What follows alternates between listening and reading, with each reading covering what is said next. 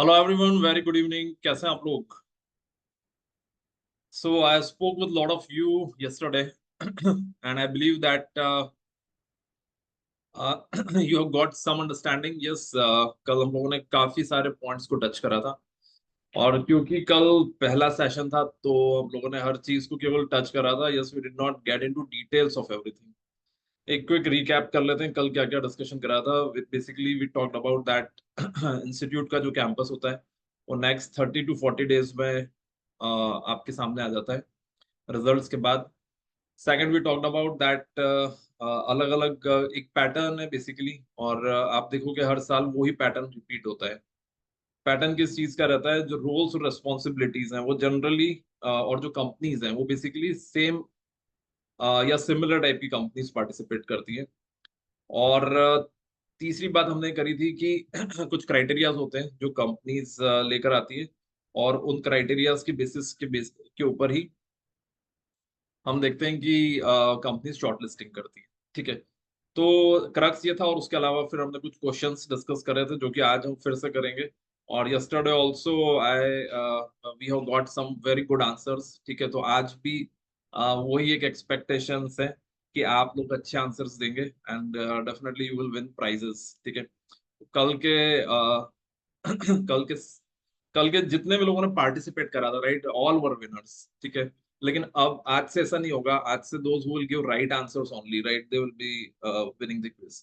So that is the last 15-minute exercise that we'll be doing.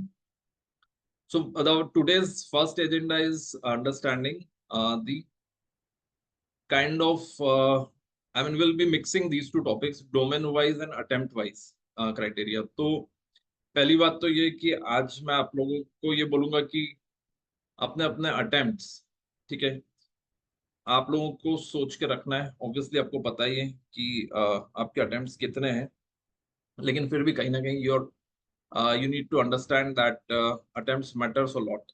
ठीक है, और short listing का है वो एक बहुत बड़ा क्राइटेरिया होता है। ठीक है, तो हम लोग आज का सेशन स्टार्ट करें उसके पहले first I take you through to the last years नहीं, लास्ट अटेम्प्ट के कुछ डेटा पॉइंट्स मैं आपको दिखाता हूँ। ठीक है, उसके बाद हम आज का डिस्कशन स्टार्ट करते हैं। और कल तो सारा ही डिस्कशन मैंने ही करा था। अब आज मैं एक्सपेक्ट करूंगा कि आप लोगों के भी जो क्वेश्चंस है आप भी without any hesitation, yes, please do ask them. कोई भी क्वेश्चन अगर आपको आता है, yes, so definitely you can unmute your mic and you can ask the questions.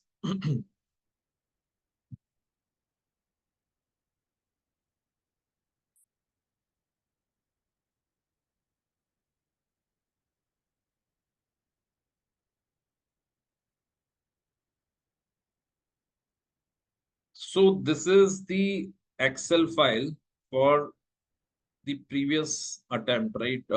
Previous जो attempt निकला है अभी November 23। ठीक है, उसमें मुंबई कैंपस में जो कंपनीज ने पार्टिसिपेट करा था, ठीक है, ये उसकी एक्सेल फाइल है। अगर आपको स्क्रीन क्लियर नहीं दिख रही है तो एक बार आप मुझे बता सकते हैं इफ इट इज क्लियर और not clear.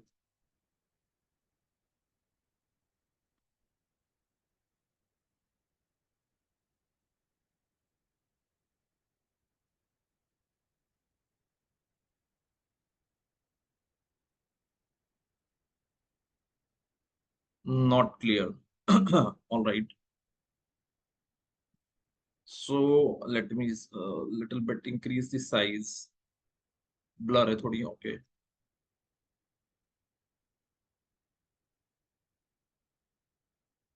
Okay, how is it now?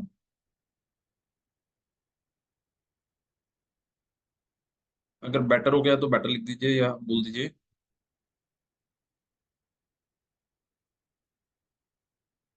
Good. All right, okay, thank you very much. So okay, not good, all right, all right. Okay, one second, I just put it in the screen share format, then I think it will be better.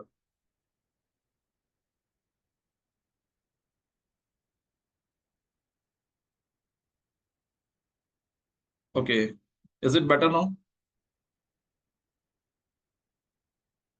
Okay, good good good. Okay, fantastic. So अभी ये जो आप देख रहे हो ऊपर, company का नाम है। कॉलम ए में अगर आप देखेंगे तो कंपनी का नाम लिखा हुआ है। कॉलम बी में डेट ऑफ इंटरव्यू था, जैसे कि लाइक इस बार 20 अगस्त, हम मान के लास्ट टाइम से 20 अगस्त था। इस बार 20-25 अगस्त की अगर हम बात करते हैं, तो तब से आप लेके चल सकते हैं कि कंपनीज पार्टिसिपेट करेंगी। Second column date of interview, third is organisation type, ये सबसे ज्यादा इंपॉर्टेंट है आपके लिए। ठीक है, तो पहले एक सेंटर को थोड़ा सा एनालाइज कर लेते हैं, उससे आपको बाकी सारे सेंटर्स का आइडिया लग जाएगा। ठीक है, सो आपने कंपनीज के नाम सुने होंगे, Bosch limited, Standard Chartered, Vedanta, Diageo, Accenture, L'Oreal, Reliance, Hero MotoCorp. ये पहले दिन इन कंपनीज ने पार्टिसिपेट करा था। पहला दिन मतलब day premier, right, day premier पे कंपनीज आई थी मुंबई में। मतलब आप समझो कि जो टॉप मोस्ट कंपनीज होती हैं, जो जिनका हम बोलते हैं कि 20 लाख के ऊपर या 15 लाख के आसपास, जो पैकेज 15 to 20 लाख के बीच में जो ऑफर होता है, इस तरह की कंपनीज हमको ऑफर करती हैं। तो टाइप ऑफ कंपनी आप समझो, ऑर्गेनाइजेशन टाइप क्या है यहाँ पर, industry, bank, industry, industry, IT consultancy and industry. तो अगर आप सबसे ज्यादा कैटेगरी देख रहे हो यहाँ पर, तो वो कौन सी कैटेगरी देख रहे हो, इंडस्ट्री। बॉश किस कौन सी कैटेगरी में आ रही है, इंडस्ट्री। अब आप बोलोगे इंडस्ट्री मतलब क्या हुआ? सो इंडस्ट्री मतलब कॉर्पोरेट, जो मैंने कल आपको दिखाया था, राइट। मैं एक बार और आपको चार्ट दिखा देता हूँ, ताकि आपको क्लियर हो जाए कि हम लोग अ, किस पर्टिकुलर पॉइंट की बात कर रहे हैं।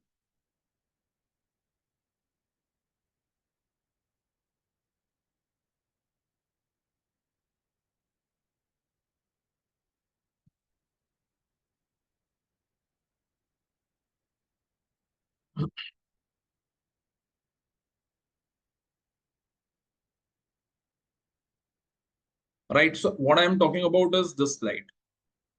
ठीक है, इस ये this is basically is industry.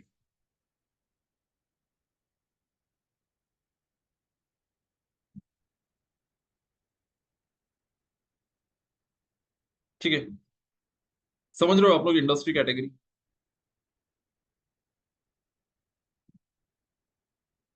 Where we are talking about CFO, और सीएफओ के अंडर में like there are account, financial reporting role, treasury role, financial planning, taxation, ये सब जो रोल्स हैं। ठीक है, this is basically called as industry. तो जो कंपनीज में अभी आपको दिखा रहा था, राइट, वो companies in in particular roles के लिए आती है। और सबसे ज्यादा किस चीज के लिए आती है, फाइनेंशियल रिपोर्टिंग के लिए, कल भी मैंने बात करी थी। ठीक है, सो कहने की बात यह है कि जो टॉप मोस्ट कंपनीज हैं, वो टॉप मोस्ट कंपनीज आपको इन रोल्स के लिए हायर करने वाली। ठीक है, थोड़ा सा टेक्निकल, थोड़ी सी मतलब डिटेल्ड बात है, लेकिन आई एम श्योर आप लोग समझ रहे हो उस चीज को। ठीक है, I am talking to the smartest people, right. सबसे ज्यादा स्मार्टेस्ट लोग जो है उनसे बात कर रहा हूँ मैं, तो मैं इतना ज्यादा एक्सप्लेन नहीं कर रहा हूँ।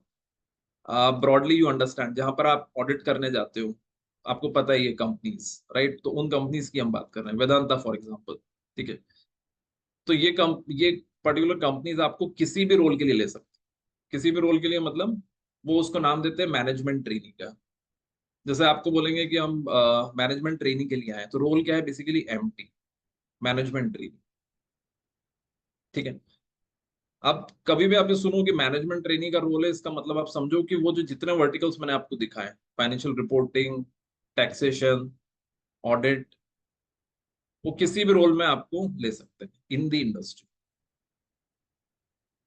तो इस पूरे जो जितना अभी तक हमने डिस्कशन करा, उसमें दो बातें एकदम क्लियर हो गई आपको, कि हम लोग जब टारगेट कर रहे हैं बड़ी कंपनीज को, तो बड़ी कंपनीज को टारगेट कर रहे हैं, तो ये बात आपको ध्यान रखनी है कि सबसे ज्यादा कौन सी कैटेगरी में आ रही है, इंडस्ट्री कैटेगरी, जो बड़ी कंपनीज आ रही है।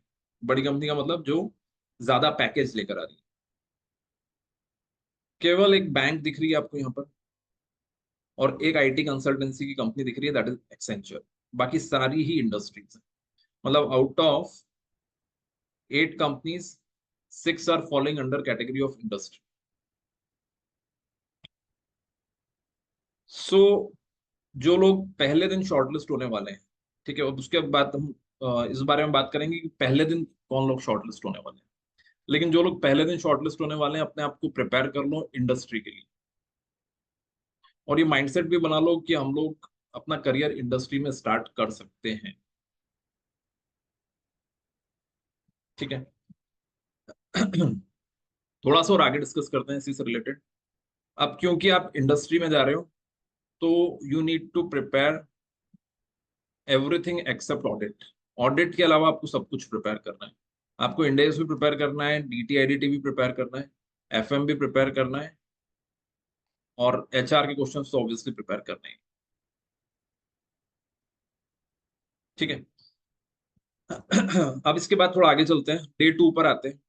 Day 2 is basically 14 lakhs to 12 to 14 lakhs. 12 से 14 लाख की अगर आप कंपनीज देखोगे तो वो आ गई डे 2 में. ठीक है. और इसके अंदर अगर आप देख रहे हो बाइफर्केशन, बाइफर्केशन में सबसे पहला कौन सा दिख रहा है आपको? Again Glenmark pharmaceutical, that is industry. ठीक है. जेएसडब्ल्यू, टाटा मोटर्स, ये भी इंडस्ट्री कैटेगरी में. ठीक है. और एचडीएफसी लाइफ ऑल्दो इंश्योरेंस है, लेकिन ये भी इंडस्ट्री कैटेगरी में आ जाएगी. बीपीसीएल, पीएसयू है, ये भी इंडस्ट्री कैटेगरी में आ गई. अडानी ग्रुप, ये भी इंडस्ट्री कैटेगरी. तो अगेन सेकंड डे की भी अगर बात करें तो सबसे बड़ी कैटेगरी कौन सी दिख रही है आपको? इंडस्ट्री. उसके बाद आपको फॉर्म्स दिख रही हैं, एसआर बाटली बॉय और S J Chirani and associates. Right, ये दो फॉर्म्स हैं, बाकी सारी इंडस्ट्री. सो एक मोटा मोटा अगर हम लोग यहाँ पर एक ब्रॉड बात करें, so the broad thing is that 12 lakhs के ऊपर अगर हम पैकेज को टारगेट कर रहे हैं, तो वो 12 lakhs के ऊपर का जो टारगेट है that is mostly industry. Are you getting my point? 12 lakh के ऊपर की अगर हम कैटेगरीज की बात कर रहे हैं तो इट इज मोस्टली इंडस्ट्री. ठीक है. अब इसको वापस थोड़ा सा आगे लेके चलते हैं.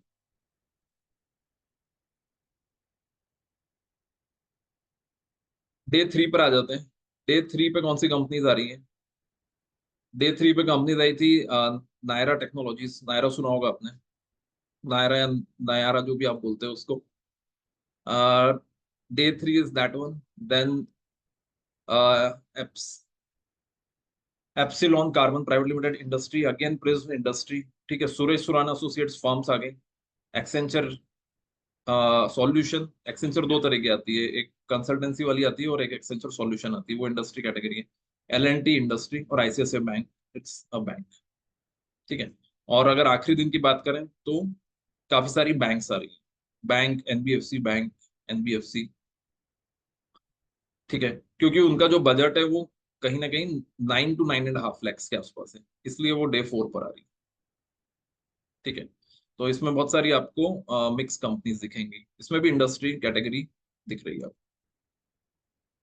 और उसके बाद लास्ट डे की अगर बात करें तो लास्ट डे में भी you will find industry, firms and banks put together. So तीन बातें अगर इसमें से हम लोग कंक्लूड करें. ठीक है. अब थोड़ा सा कंक्लूजन निकाल लेते हैं और फिर आपके क्वेश्चंस के ऊपर आ जाता हूं मैं.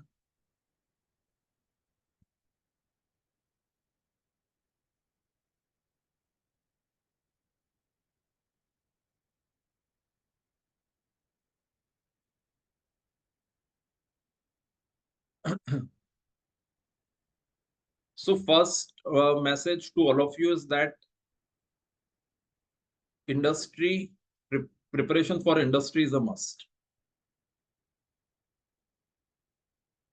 और अपना एक माइंडसेट भी बना लो आप लोग, that I have to prepare for, I have to mentally prepare myself for joining any particular industry, be it Reliance, be it Adani, be it L&T, be it Vedanta, be it.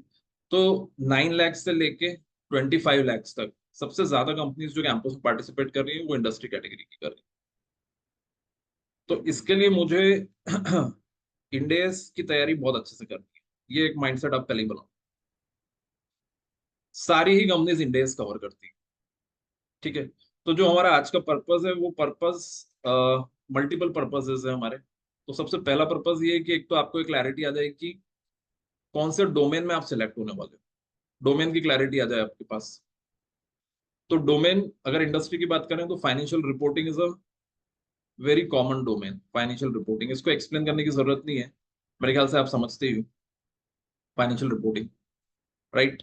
इतने साल आपने पढ़ाई है that you need to apply Ind AS, you need to consolidate the accounts, you need to understand the ERPs, right. SAP समझना है आपको, Oracle समझना है। सो बुक्स क्लोजर से रिलेटेड जितनी भी बातें हैं ये इसके अंदर आ जाती है। और it's a very good vertical, यहाँ से ग्रोथ अच्छी होती है और फ्यूचर में मैंने बहुत सारे लोगों को देखा है वो इवेंचुअली सीएफओ भी बन जाते हैं, right. So this is regarding financial reporting. दूसरी कैटेगरी इसके अंदर आ सकती है जो इंडस्ट्री की बात करें तो एफपी एंड ए। और एफपी एंड ए मतलब फाइनेंशियल प्लानिंग एंड एनालिसिस। इसके लिए आपको फाइनेंशियल मैनेजमेंट पढ़ना है। Financial management is again a very very important topic. Ratio analysis, capital budgeting, understanding a little bit about portfolio management, some key ratios, ये minimum आपको यहाँ पर कवर करना रहेगा। Plus little bit about costing, थोड़ा costing भी आ जाता है यहाँ पर। So financial management is the second thing that you need to cover. और डीटी एंड आईडीटी आपको केवल सरफेस लेवल पे कवर करना है। जैसे आपको पता है अभी 23 जुलाई को बजट डिक्लेयर होने वाला है, तो उस टाइम पर आपको बजट पढ़ के जाना पड़ेगा इसके लिए, क्योंकि सरफेस लेवल अंडरस्टैंडिंग आपको इन चीजों की लेकर रखनी है। तो अगर जो लोग इंडस्ट्री की तैयारी करते हैं उनको सबसे ज्यादा मेहनत करनी है, क्योंकि लगभग लगभग सब कुछ पढ़ना है आपको ऑडिट के अलावा। स्टैट्यूटरी ऑडिट को छोड़ दो, उसके अलावा सॉरी ऑडिट का जो सब्जेक्ट है आपका उसको छोड़ दो, उसके अलावा आपको सब कुछ, ठीक है। तो ये बात हो गई इंडस्ट्री की। दूसरा जो तैयारी के अलावा अगर हम बात करते हैं तो ये बात है कि इसमें आप देखते हो रेंज 9 lakhs से लेकर 25 lakhs तक के पैकेजेस,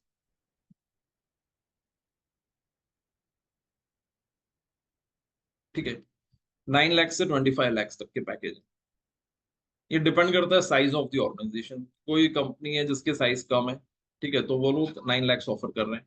और जिनको वेदांता जैसी कंपनी, जिन जो लार्ज ऑर्गेनाइजेशन है निफ्टी 50 में जो आती है, they are offering 25 lakhs। Now यहाँ पर अब गेम आ जाता है अटेम्प्ट और मार्क्स का।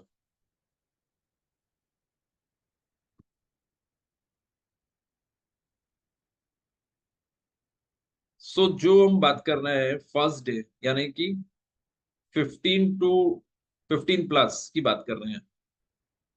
तो 15 प्लस कितना भी हो सकता है, 15, 17, 18, 20, 25, जो भी हम बात कर रहे हैं 15 प्लस, ठीक है। अधिकतर केस में देखा गया है कि इसमें 15 प्लस के केस में जो शॉर्ट लिस्टिंग आई है, that short listing is of rank holders and first attempters, ठीक है। न्यूज मेरे हिसाब से ये आप लोगों को सुन के अच्छा नहीं लगेगा, मैं पहले ही आपको बता देता हूँ कि जब भी अटेम्प्ट की बात करूं तो वही बात है कि डेफिनेटली किसी भी सीए स्टूडेंट से अटेम्प्ट्स नहीं पूछने चाहिए। लेकिन ये किसी बात है कि अगर हम अभी नहीं करेंगे तो आप बाद में मुझे बोलोगे कि ये सबसे इंपॉर्टेंट बात थी, भले ये चुभने वाली बात थी लेकिन आपको पहले ही कर लेनी चाहिए थी। पूरा हमारा 1 महीना खराब कर दिया आपने, और उसके बाद ही बात कर रहे हो। और मेरे को ये बड़ा अजीब लगता है कि कोई भी इस बारे में बात नहीं करता है, जबकि ये सबसे मेन बात है। लेकिन क्योंकि मेरा काम यही है, इसलिए I do not hesitate to talk on all these things. कि अटेम्प्ट, अगर आप रैंक होल्डर हो या फर्स्ट अटेम्प्टर हो तो ही ये जो 15 lakhs प्लस की कंपनीज हैं ये शॉर्टलिस्ट कर रही है। और ये एक बार नहीं हो रहा है, ये सालों से यही चल रहा है। तो ये बताना बहुत जरूरी है कि yes this is what is happening. Although I do not agree with this thing, मेरा तो ये मानना है कि हर एक को अपॉर्चुनिटी मिलनी चाहिए। लेकिन क्योंकि कंपनी क्लियरली ये क्राइटेरिया लेकर आ जाती है। वेदांता जैसे क्लियरली बोल देती है कि we want people who have cleared in single attempt both inter and final. तो वो जब क्लियरली ये चीज बोल देती है, so then what can be done in that particular case? Are you getting my point? So आपको ये बात अच्छे से समझनी है कि क्राइटेरिया अटेम्प्ट का रहता है, ठीक है। तो 15 प्लस के लिए बात क्लियर होगी सभी को, ठीक है। दूसरा पॉइंट इसके अंदर है कि क्या मार्क्स भी मैटर करते हैं? तो मेरा आंसर ये है कि मार्क्स भी मैटर करते हैं। अगर आपके 60% के ऊपर है तो आपको कोशिश करना चाहिए।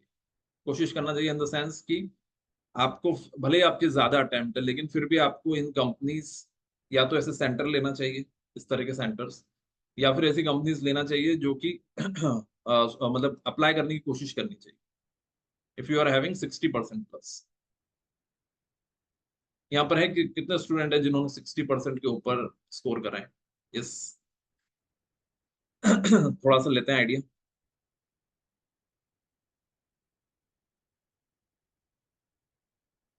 कितने स्टूडेंट है जिन्होंने 55% के ऊपर स्कोर करा है?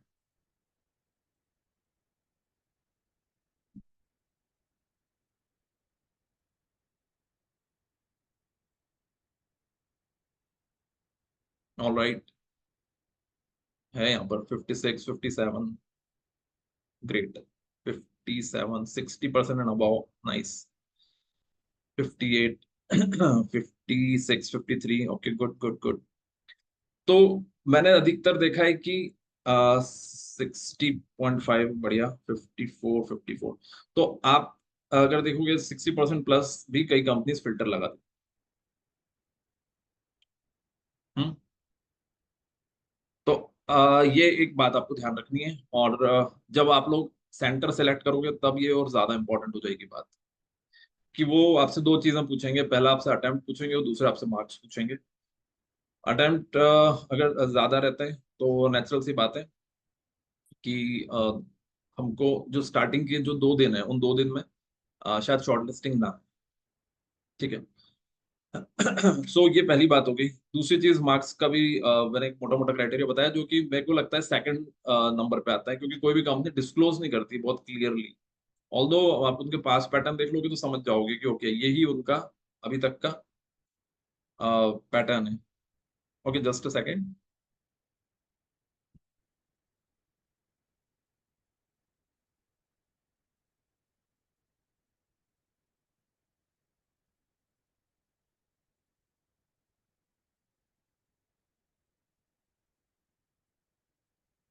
Alright, is it fine now?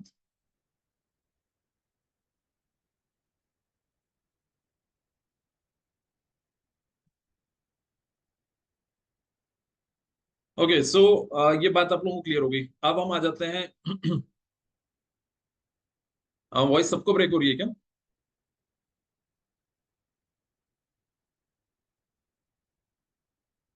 एक बार थोड़ा सा कंफर्म कर दो अगर वॉइस ब्रेक हो रही है तो।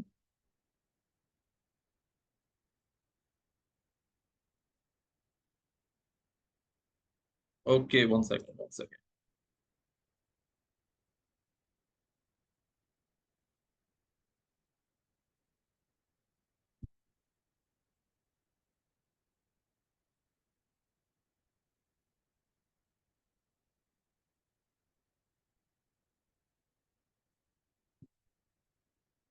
Alright, now tell me if it is coming fine. Okay, great great great. Okay, superb. So, what I was saying is that these companies, when they consider, so they consider these number of attempts. ठीक है। अब थोड़ा सा और specific चलते हैं आगे, ठीक है। एक छोटी सी टेबल बना देता हूं मैं, ताकि आप लोगों के लिए इजी हो जाए। स्क्रीन क्लियर है आप सबको, I believe. So rank holder कोई है क्या, रैंक होल्डर आज के सेशन में? Are there any rank holders?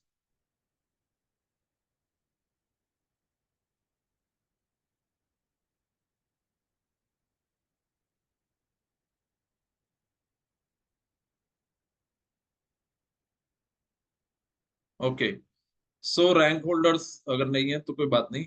First, second, third, fourth, fifth and sixth plus. ठीक है, ऐसा हम लोग अटेम्प्ट्स ले लेते हैं। और यहाँ पर ले लेते हैं हम लोग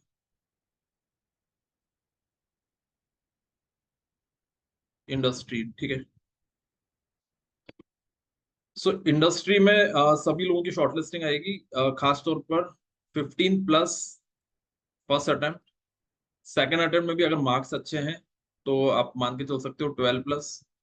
और थर्ड अटेम्प्ट ऑनवर्ड्स अगर आप देखोगे तो it will be somewhere between 9 to 12, right, 9 to 12, 9 to 12। ठीक है, ये मैं इसलिए क्लियर कर रहा हूँ आपको क्योंकि कई लोग इस पर्टिकुलर थॉट प्रोसेस पे होते हैं कि हम लोग क्योंकि हर जगह ये दिखाया जाता है कि 25 लाख की कंपनी आई, 40 लाख की कंपनी आई, 35 लाख की कंपनी आई, लेकिन वो कोई भी ये बात नहीं करता, डरते या फिर वो ये इस चीज से उनको लगता है कि उनकी इमेज खराब होगी, तो कोई भी बताता नहीं है कि ये केवल केवल फर्स्ट अटेम्प्ट को इन्होंने शॉर्टलिस्ट किया था। फर्स्ट अटेम्प्ट की कंपनीज ने शॉर्टलिस्ट किया, सॉरी, फर्स्ट अटेम्प्ट उसको शॉर्टलिस्ट किया। तो ये आप बात ध्यान रखिएगा। इसके बाद सेकंड पॉइंट ये है कि अगर हम फर्म्स की बात करते हैं तो जितनी भी बड़ी कंपनीज आ गई वो इन दोनों कैटेगरीज में आ गई। ठीक है, यहां से आपको 9 to 12, 9 to 12 और 9 to 12 इस रेंज में इसके बाद मिलेंगे। पर आप लोगों को ध्यान रखना है, अब इसके बारे में एक दो बातें और कर लेते हैं। यहाँ पर जीडी होने की पॉसिबिलिटीज बहुत ज्यादा है। तो जो लोग फर्स्ट डे को प्लान कर रहे हैं, यानी कि सिंपल सी बात कर रहे हैं, फर्स्ट या सेकंड अटेम्प्ट जिनका है, तो जीडी के लिए मेंटली प्रिपेयर रही है। बहुत बहुत ही ज्यादा एक्सट्रीम कंपटीशन रहने वाली है। ये जो वैकेंसीज है, मुश्किल से 100 वैकेंसी भी नहीं होती टोटल की अगर मैं बात करूँ। और 100 में कंपटीशन कम से कम 1000 लोग कम से कम इसमें पार्टिसिपेट कर। So you have to make sure that this 100, you if you want to come in this 100, be prepared for group discussion also। यहाँ पे कहीं पे भी ग्रुप डिस्कशन की पॉसिबिलिटी ऑलमोस्ट नील के बराबर। ठीक है, सो एक ये पॉइंट हो गया आपका। दूसरी बात ये हो गई कि इंडस्ट्री कैटेगरी में अगर हम ऑफ कैंपस अप्लाई करते हैं तो कैंपस के कंपैरिजन में आपको शायद उतनी अच्छी अपॉर्चुनिटीज ना मिले। मतलब जैसे कि अभी आप लोग अप्लाई करोगे तो आपको कहीं ना कहीं अपॉर्चुनिटीज मिलना स्टार्ट हो जाएंगी। आपने naukri.com या फिर monster.com इन पे अभी अपना रेज्यूमे अपलोड करे होंगे, तो कहीं ना कहीं से कॉल आ रहे होंगे, लेकिन आपको उतने अच्छे कॉल अभी नहीं आएंगे जितने कैंपस के अंदर आपको कंपनीज दे देती हैं। तो comparatively if you will see, exceptional case की बात छोड़ देते, जनरली कैंपस में पैकेजेस ज्यादा बेटर होते हैं, और ऑफ कैंपस में इतने खास मतलब रहते हैं, लेकिन एक्सेप्शनल केसेस में ज्यादा अच्छे होते हैं। ठीक है, तो इसलिए अगर आपको ऑफ कैंपस भी कोई अपॉर्चुनिटी मिलती है तो उसको हाँ मत करना, जब तक आप एक बार कैंपस को एक्सपीरियंस ना करो। ऑफ कैंपस में ऑफर लेटर आया, उसको जेब में रखा और फिर कैंपस का वेट करा, कैंपस दिया, दोनों को कंपेयर करा और उसके बाद फिर फाइनल डिसीजन लिया। ये आपका थॉट प्रोसेस होना चाहिए। ठीक है। अब इसके बाद ये जो बाकी केसेस में बात कर रहा हूँ, इसमें कुछ कंपनीज टेस्ट भी ऑर्गेनाइज कराती है। तो केवल एक दो कंपनीज के लिए मैं स्पेसिफिकली आपको बोल रहा हूँ कि जहां पर आपको एक्स्ट्रा ऑर्डिनरी प्रिपरेशन करनी है, वो है विप्रो, मतलब टेस्ट के हिसाब से, रिलायंस, L&T। ठीक है, ऑल्दो पिछली बार HSBC ने भी करवाया था, बहुत सारी कंपनीज ने टेस्ट कंडक्ट कराया था, लेकिन अगर आप के 3 अटेम्प्ट से कम है, कई बार 3 बोलती है विप्रो, कई बार 4 बोलती है, लेकिन इस बार जैसे रिजल्ट अच्छा आया है तो मुझे पर्सनली लगता है कि 3 अटेम्प्ट बोलेगी। और Wipro generally participates before the actual campus. आप मान के चलो कि अगर विप्रो ने इस बार हायरिंग करनी होगी तो वो अभी ही आपको नोटिफिकेशन दे देगी, विद इन अ वीक या 10 डेज, 8 से 10 दिन में उसका नोटिफिकेशन आ जाएगा। सो विप्रो एक टेस्ट कंडक्ट करती है और ये बहुत ही टफ टेस्ट होता है, ठीक है।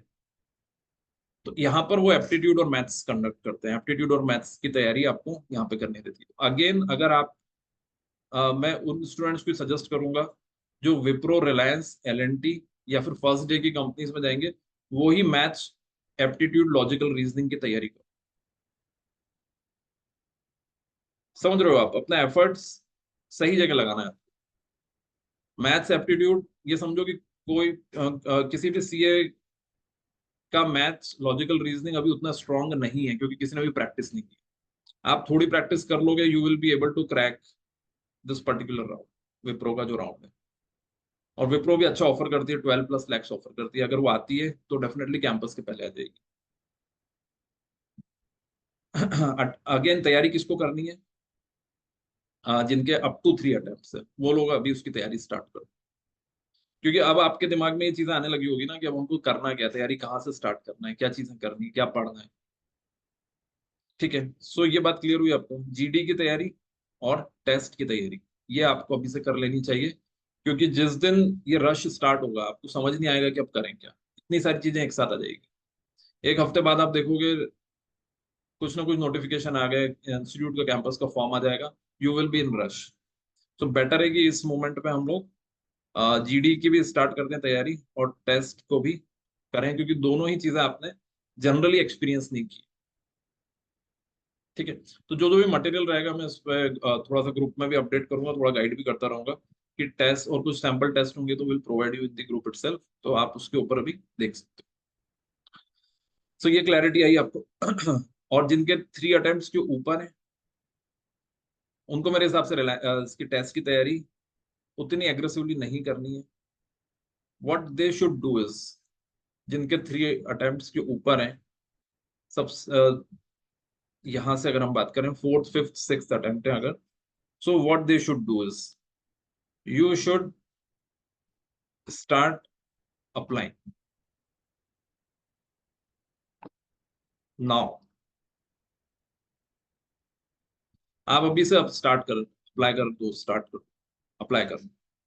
ठीक है, अप्लाई इनको भी करना है, आपको भी अभी से अप्लाई करना है, लेकिन आपके पास आपका एग्रेशन लेवल ज्यादा रहना चाहिए, you should be more aggressive in apply.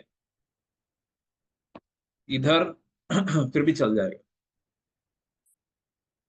ठीक है, अब एग्रेसिव का मतलब क्या है? एग्रेसिव का मतलब यह है कि आप एक मिनिमम क्राइटेरिया फिक्स कर लो कि लाइक मिनिमम एक पैकेज का क्राइटेरिया ले लो कि इससे कम के पैकेज पे मुझे ज्वाइन नहीं करना है, उसके ऊपर जो भी प्रोफाइल मिल रही है उस पर मुझे अप्लाई कर। वो डिपेंड करता है कि अब आप क्या फिक्स करते हो मिनिमम, बट जनरली आप देखते हो 7-8 लाख तो बिल्कुल बेयर मिनिमम। तो उसके ऊपर के जितने भी अगर आपको पोजीशंस मिल रही है वहां पर अप्लाई करो, और खास तौर पर बिग फोर में जरूर अप्लाई। मैं इसलिए बोल रहा हूँ बिग फोर में क्योंकि बिग फोर जब कैंपस में आएगी तो फिर शायद शॉर्टलिस्ट नहीं करेगी। अब इंडियन बिग फोर की बात कर रहा हूँ, ना कि ऑफशोर बिग फोर की। तो इंडियन बिग फोर आपको शॉर्टलिस्ट शायद ना करें, इसलिए अभी से अपने फ्रेंड्स, अपने सीनियर्स, जैसे हमारे जो कनेक्शंस हैं उनको यूज करके अभी से अप्लाई करना स्टार्ट करो, या और भी लिंक्डइन के ऊपर जो भी सोर्सेज हैं, फिर naukri.com, मॉन्स्टर, इन सब पे प्रोफाइल बनाकर वहां से अप्लाई करना। मतलब यू शुड एक्टिवली अप्लाई। जिनके 1 से 3 अटेम्प्ट है उनके केस में पॉसिबिलिटी है कि उनको कैंपस में शायद इन कंपनीज की शॉर्टलिस्ट आ जाए बिग फोर। सो जिनके 1 to 3 अटेम्प्ट है उनको केवल और केवल ऐसी कंपनीज में अप्लाई करना चाहिए जो शायद उनको आगे कैंपस में ना मिले। सो कैंपस में क्या नहीं मिलेगा आपको? कैंपस में बेसिकली कई बार ऐसी कंपनीज आ जाती हैं जो अ, जो मतलब कैंपस में जो पार्टिसिपेट नहीं करती। क्या है? क्योंकि इंस्टीट्यूट चार्ज करता है, राइट, फीस चार्ज करता है कंपनीज से। तो कई कंपनी सोचती हैं कि फीस क्यों दें हम इंस्टीट्यूट को, राइट। पहले दिन पार्टिसिपेट करने की फीस होती है 6 लाख रुपीज। कंपनीज को देना पड़ता है वो। तो कई कंपनी सोचती है हम क्यों पार्टिसिपेट, हम तो लिंक्डइन पे पोस्ट डालेंगे, बहुत सारे हमको ऐसे ही मिल जाएंगे। सो कहने की बात ये है कि ऐसी कंपनीज में आप लोग सर्च करो, और कुछ स्पेशल रोल्स अगर आप सर्च करने की सोच रहे हो, तो जो आपको कैंपस में नहीं मिलने वाले हैं बिल्कुल भी, उन कंपनीज में आप अभी से अप्लाई करो। ठीक है, पॉसिबिलिटी शॉर्टलिस्टिंग की आपकी डेफिनेटली है। एटलीस्ट फर्स्ट 2 अटेम्प्ट्स में तो मैं 100% बोल सकता हूँ कि अच्छी पॉसिबिलिटी है। Third attempt is a attempt that is sometimes there is a shortlisting happens, good shortlisting, sometimes it doesn't happen. तो जो फर्स्ट 2 अटेम्प्ट्स के लोग हैं वो कहीं ना कहीं सेफ जोन में है। थर्ड अटेम्प्ट के onwards there is sometimes there is good shortlisting, sometimes it's not. और खास तौर पर जब सेंटर सेलेक्ट करेंगे तब हम लोग 1-to-1 डिस्कशन करेंगे। ये बात मैं कल भी बोला था और आज भी बोल रहा हूँ आपको कि शॉर्ट लिस्टिंग के टाइम, सेंटर सिलेक्शन के टाइम पे 1-to-1 डिस्कशन करके ही सेंटर सिलेक्ट करना है। गलत सेंटर बिल्कुल भी नहीं लेना है, नहीं तो ये जो शॉर्ट लिस्टिंग की हम बात कर रहे हैं, ये शॉर्ट लिस्टिंग भी नहीं आएगी। समझ गए आप लोग? ठीक है, तो काफी सारी हमने मिक्स बातें कर ली है, लेकिन आई एम श्योर कि ये सब इंटरलिंक्ड है बातें, इसलिए थोड़ी सी मिक्स टाइप हम लोग बातें कर रहे हैं। But are you able to understand whatever we have discuss so far? कोई क्वेश्चन हो तो बता दो एक बार, थोड़ा मेरे को भी पता चल जाएगा कि everyone is in line. Sir campus कैसे सिलेक्ट करना है? सॉरी, कैंपस का सेंटर कैसे सिलेक्ट करना है, ऐसा बोल रहे हो? हाँ, यस यस। देखो, कैंपस का जो सेंटर है वो सिलेक्ट करने के लिए पहला क्राइटेरिया है अटेम्प्ट, दूसरा है मार्क्स, तीसरा है आपका इंटरेस्ट किस प्रोफाइल में है, और फोर्थ पॉइंट है कि आप किस सिटी में अपना करियर बनाना चाहते हो, कौन सी सिटी में आप रहना चाहते हो। तो ये 4 क्राइटेरिया के बाद ही, इनपुट के बाद ही आप सही तरीके से डिसीजन ले पाओगे कौन सा सेंटर ले। अधिकतर स्टूडेंट क्या करते हैं, ये देखते हैं कि सबसे ज्यादा कहाँ कंपनी आई है, 40 कंपनी मुंबई में आई है, चलो मुंबई से सेंटर ले लेते हैं। या फिर ये अब मुझे तो पुणे में सेटल होना है, पुणे में अच्छी पहाड़ियां हैं, तो उन पहाड़ियों का आनंद लेना है मुझे, तो पुणे सेंटर ले लिया। ऐसे लोग डिसीजन ले लेते हैं। सो दिस इज नॉट द राइट वे। ये चारों बातें आपको अ, देख के, डिस्कस करके, उसके बाद आपको सेंटर सेलेक्ट करना है। ठीक है। अदरवाइज तो मैं आपको ऐसे ही बता देता ना कि ये ले लो आप सेंटर, तो वो पॉसिबिलिटी इस तरह से नहीं रहती। ठीक है। तो फर्स्ट 2 अटेम्प्ट्स वालों के लिए क्या रिकमेंडेशन होगा आपको 2 अटेम्प्ट्स के लिए सेंटर के लिए? अप टू 2 अटेम्प्ट्स, या मेरा तो फर्स्ट है पर फिर भी I am asking up to 2 attempts. Centre के हिसाब से अगर बात कर रहे हैं तो यस। सेंटर का देखो, मैं अभी डिस्कशन इसलिए नहीं कर रहा हूँ क्योंकि अगेन जैसे मैंने आपको बताया कि थोड़ा सा पर्सनल डिस्कशन है, 1-to-1 डिस्कशन ही करता हूँ मैं इस पे जनरली, क्योंकि मेरा एक भी स्टेटमेंट यहाँ पर काफी गलत इन्फ्लुएंस कर सकता है। ठीक है, तो इसलिए मैंने बता दिया कि subjectivity is there in that particular discussion, and that's why we will do only 1-to-1 on that. If I'll give a general answer, then everybody will get influenced by that. Yeah. और कोई question हो अगर आपका तो बताइए। Sir articleship and नहीं हुई है, इम्पेक्ट कर सकती है क्या कैंपस पे? आर्टिकलशिप का इम्पैक्ट कैंपस पे इस हिसाब से रहता है कि अगर आपने बिग 4 से करी होती है या बिग 6 फॉर्म से करी होती है, तो उन स्टूडेंट्स को थोड़ा सा फायदा मिल जाता है बिग 4 या बिग 6 फॉर्म्स से, क्योंकि उनका क्राइटेरिया रहता है, उस क्राइटेरिया में they have put in that sir particular. Sir and he नहीं हुई है, अभी आर्टिकलशिप बाकी है, मतलब 2 मंथ्स की और बाकी है, तो वो इम्पेक्ट करेगी क्या कैंपस में? मतलब बैठ सकते हैं या नहीं कैंपस में?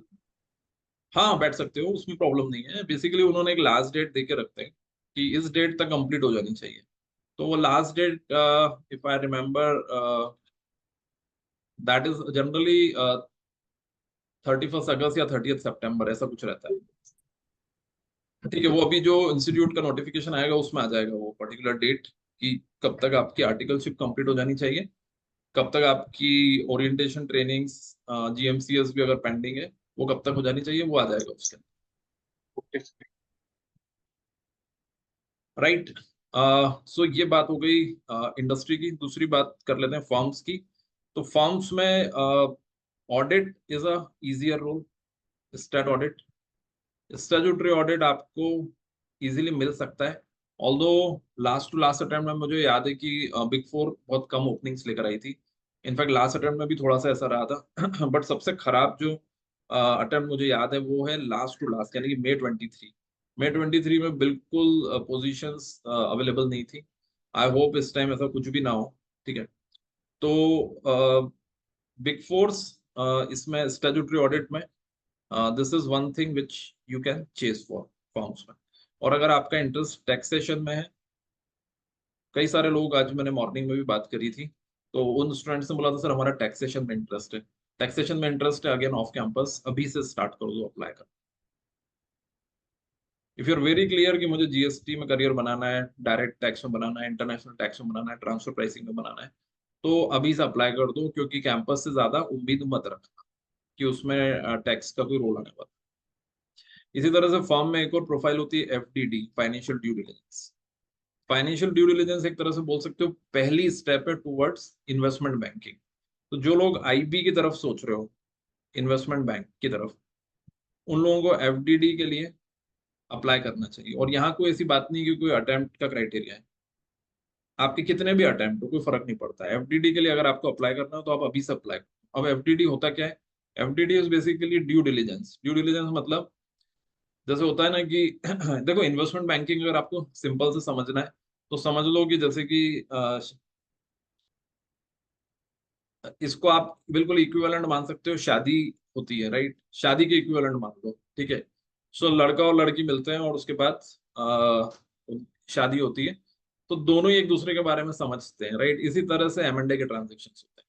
आइडिया और वोडाफोन, राइट, दोनों मिलकर वोडा आइडिया बन गए। तो वोडा आइडिया ने क्या करा, दोनों ने देखा कि इन्होंने जो क्लेम किया है वो क्लेम सही किया है कि नहीं। इन्होंने बोला कि हमारे पास 10,000 टॉवर्स हैं, इन्होंने बोला हमारे पास 15,000 टॉवर्स हैं।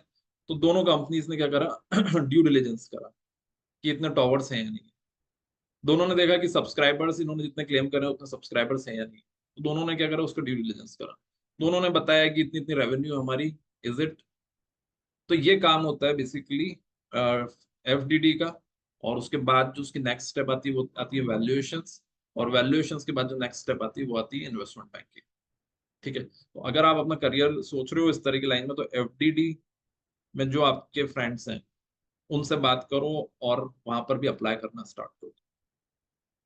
तो कहने की बात ये है कि कैंपस का तो वेट करना ही है, लेकिन साथ में आप ये चीजें कर सकते हो। ठीक है, एक क्वेश्चन है किसी का एफडीडी इंटरव्यू क्रैक करने के लिए थोड़ा गाइडेंस। तो एफडीडी का जो इंटरव्यू है वो, जो हम लोग स्टैट्यूटरी ऑडिट के लिए तैयारी करते हैं, उसी को थोड़ा सा और नेक्स्ट लेवल पे लेके जाना पड़ता है। That is all again it's a combination of stat audit and internal audit financial due diligence के अंदर। तो एफडीडी बस के थोड़ा लिए वैल्यूएशन भी कोई पढ़ना पड़ेगा उसमें। हाँ बोलिए। एफडीडी के लिए कोई स्पेसिफिक सब्जेक्ट का नॉलेज प्रिफर करते हैं नहीं क्या? नहीं नहीं, स्पेसिफिक नहीं है। अगेन सेम स्टैट ऑडिट, उसके जो क्वेश्चंस भी अगर आप देखोगे एफडीडी के, तो ज्यादा करके इंडेक्स बेस्ड क्वेश्चंस, कुछ इंटरनल ऑडिट के क्वेश्चंस, कुछ वैल्यूएशन से रिलेटेड क्वेश्चंस। सो रहेगा पूरा यही पूरा पैटर्न। बस ये कि उनका जो अप्रोच है वो थोड़ा बदल जाता है। So stat audit, taxation, stat audit के लिए अगर जाना है तो जनरली इजीली मिल जाएगा ये, बहुत ज्यादा मुश्किल नहीं है। खासतौर पे 1 से लेकर 3 अटेम्प्ट के स्टूडेंट्स को, जिनके 3+ अटेम्प्ट है, उनको अगर बिग फोर स्टेट ऑडिट में जाना है तो अभी से अप्लाई करो। ठीक है, टैक्सेशन में हर एक के लिए डिफिकल्ट है, भले ही आपका फर्स्ट अटेम्प्ट हो या मल्टीपल अटेम्प्ट हो। टैक्स में जनरली इतना इजीली नहीं मिलता है, और आपको करियर बनाना है टैक्स में तो अभी से ढूंढो उन लोगों को कि जो इस फील्ड में। Same goes for FDD, FDD में भी यही कहानी है, मिलता नहीं है इसके। ये सब ऑफ कैंपस की कहानी है। ठीक है। Good evening sir. हाँ हाँ बोलिए। सर एफडीडी के लिए जैसा आपने बताया कि मतलब स्टेट ऑडिट और इनका मिक्सचर रहता है, तो मतलब इसकी कोई सी स्पेसिफिक कंपनीज हैं या फिर कोई फर्म्स हैं क्या डेडिकेटेड जहाँ पे अप्लाई कर सकते हैं, अगर जैसे नेटवर्क नहीं मिल पा रहा है, रेफरेंस नहीं मिल पा रहा है तो? Okay, good question. पहली बात तो ये कि देखो एफडीडी बिग फोर में सब में है, बिग सिक्स में भी है, ग्रैंड थॉर्टन, बीडीओ, और उसके बाद जो कंपनीज आती हैं लाइक किमजी कुंवर जी और बंसी मेहता, इन सब में भी ये प्रोफाइल अवेलेबल है, फाइनेंशियल ड्यू डिलिजेंस। सो अगर आपको इसी ओके। फील्ड में जाना है और बिग फोर में नहीं मिल रहा है तो फिर आप बिग सिक्स और नहीं तो बिग टेन ट्राई करो, और बिग टेन में भी नहीं मिल रहा है तो उसके बाद वाली जो फॉर्म्स है उसमें भी ट्राई करो। बस द ओनली थिंग इज कि पैकेज में शायद कॉम्प्रोमाइज करना पड़ जाए। क्योंकि फॉर्म्स का जो बजट है ना वो कम होता है। बिग फोर को छोड़ दो अगर, बिग फोर और बिग सिक्स को, तो उसके बाद की जो फॉर्म्स है वो उनका बजट कम होता है। वो 8 lakhs, ज्यादा से ज्यादा खींच खींच के 9 lakhs इतना ऑफर करती है। तो यहाँ पर एक आपको डिसीजन लेना पड़ेगा कि you are looking for profile और you are looking for package. अगर प्रोफाइल लेना है आपको, थोड़ा पैकेज पे कॉम्प्रोमाइज करके इस तरह के रोल्स ले सकते हैं। पर उसके लिए एक ओके सर, थैंक यू। आपको अपना दिल पक्का करना पड़ेगा। ठीक है, दिल पे पत्थर रख के ही ये करना होगा, क्योंकि मैंने देखा है कि आखिरी में आते आते लोग पैकेज के ऊपर आ जाते हैं। तो इन्वेस्टमेंट बैंकिंग में करियर बनाना मुश्किल नहीं है, लेकिन बस ये है कि आपको शुरू में अगर कम पैकेज मिलता है तो उस पर जाने के लिए आपको अपना माइंडसेट रेडी रखना पड़ेगा। ठीक है, यहाँ तक बात क्लियर होगी सबको फॉर्म्स की? ओके, और किसको अप्लाई करना है और कितना एग्रेसिवली अप्लाई करना है ये भी बात क्लियर हो गई। ठीक है, इंडस्ट्री की बात तो हमने पहले ही कर ली थी। तीसरी जो बात है दैट इज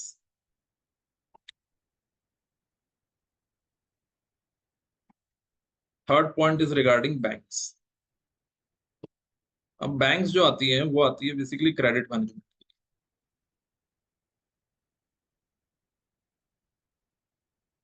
दो दो प्रोफाइल लेकर आती है, एक आती है क्रेडिट और एक आती है रिलेशनशिप मैनेजमेंट।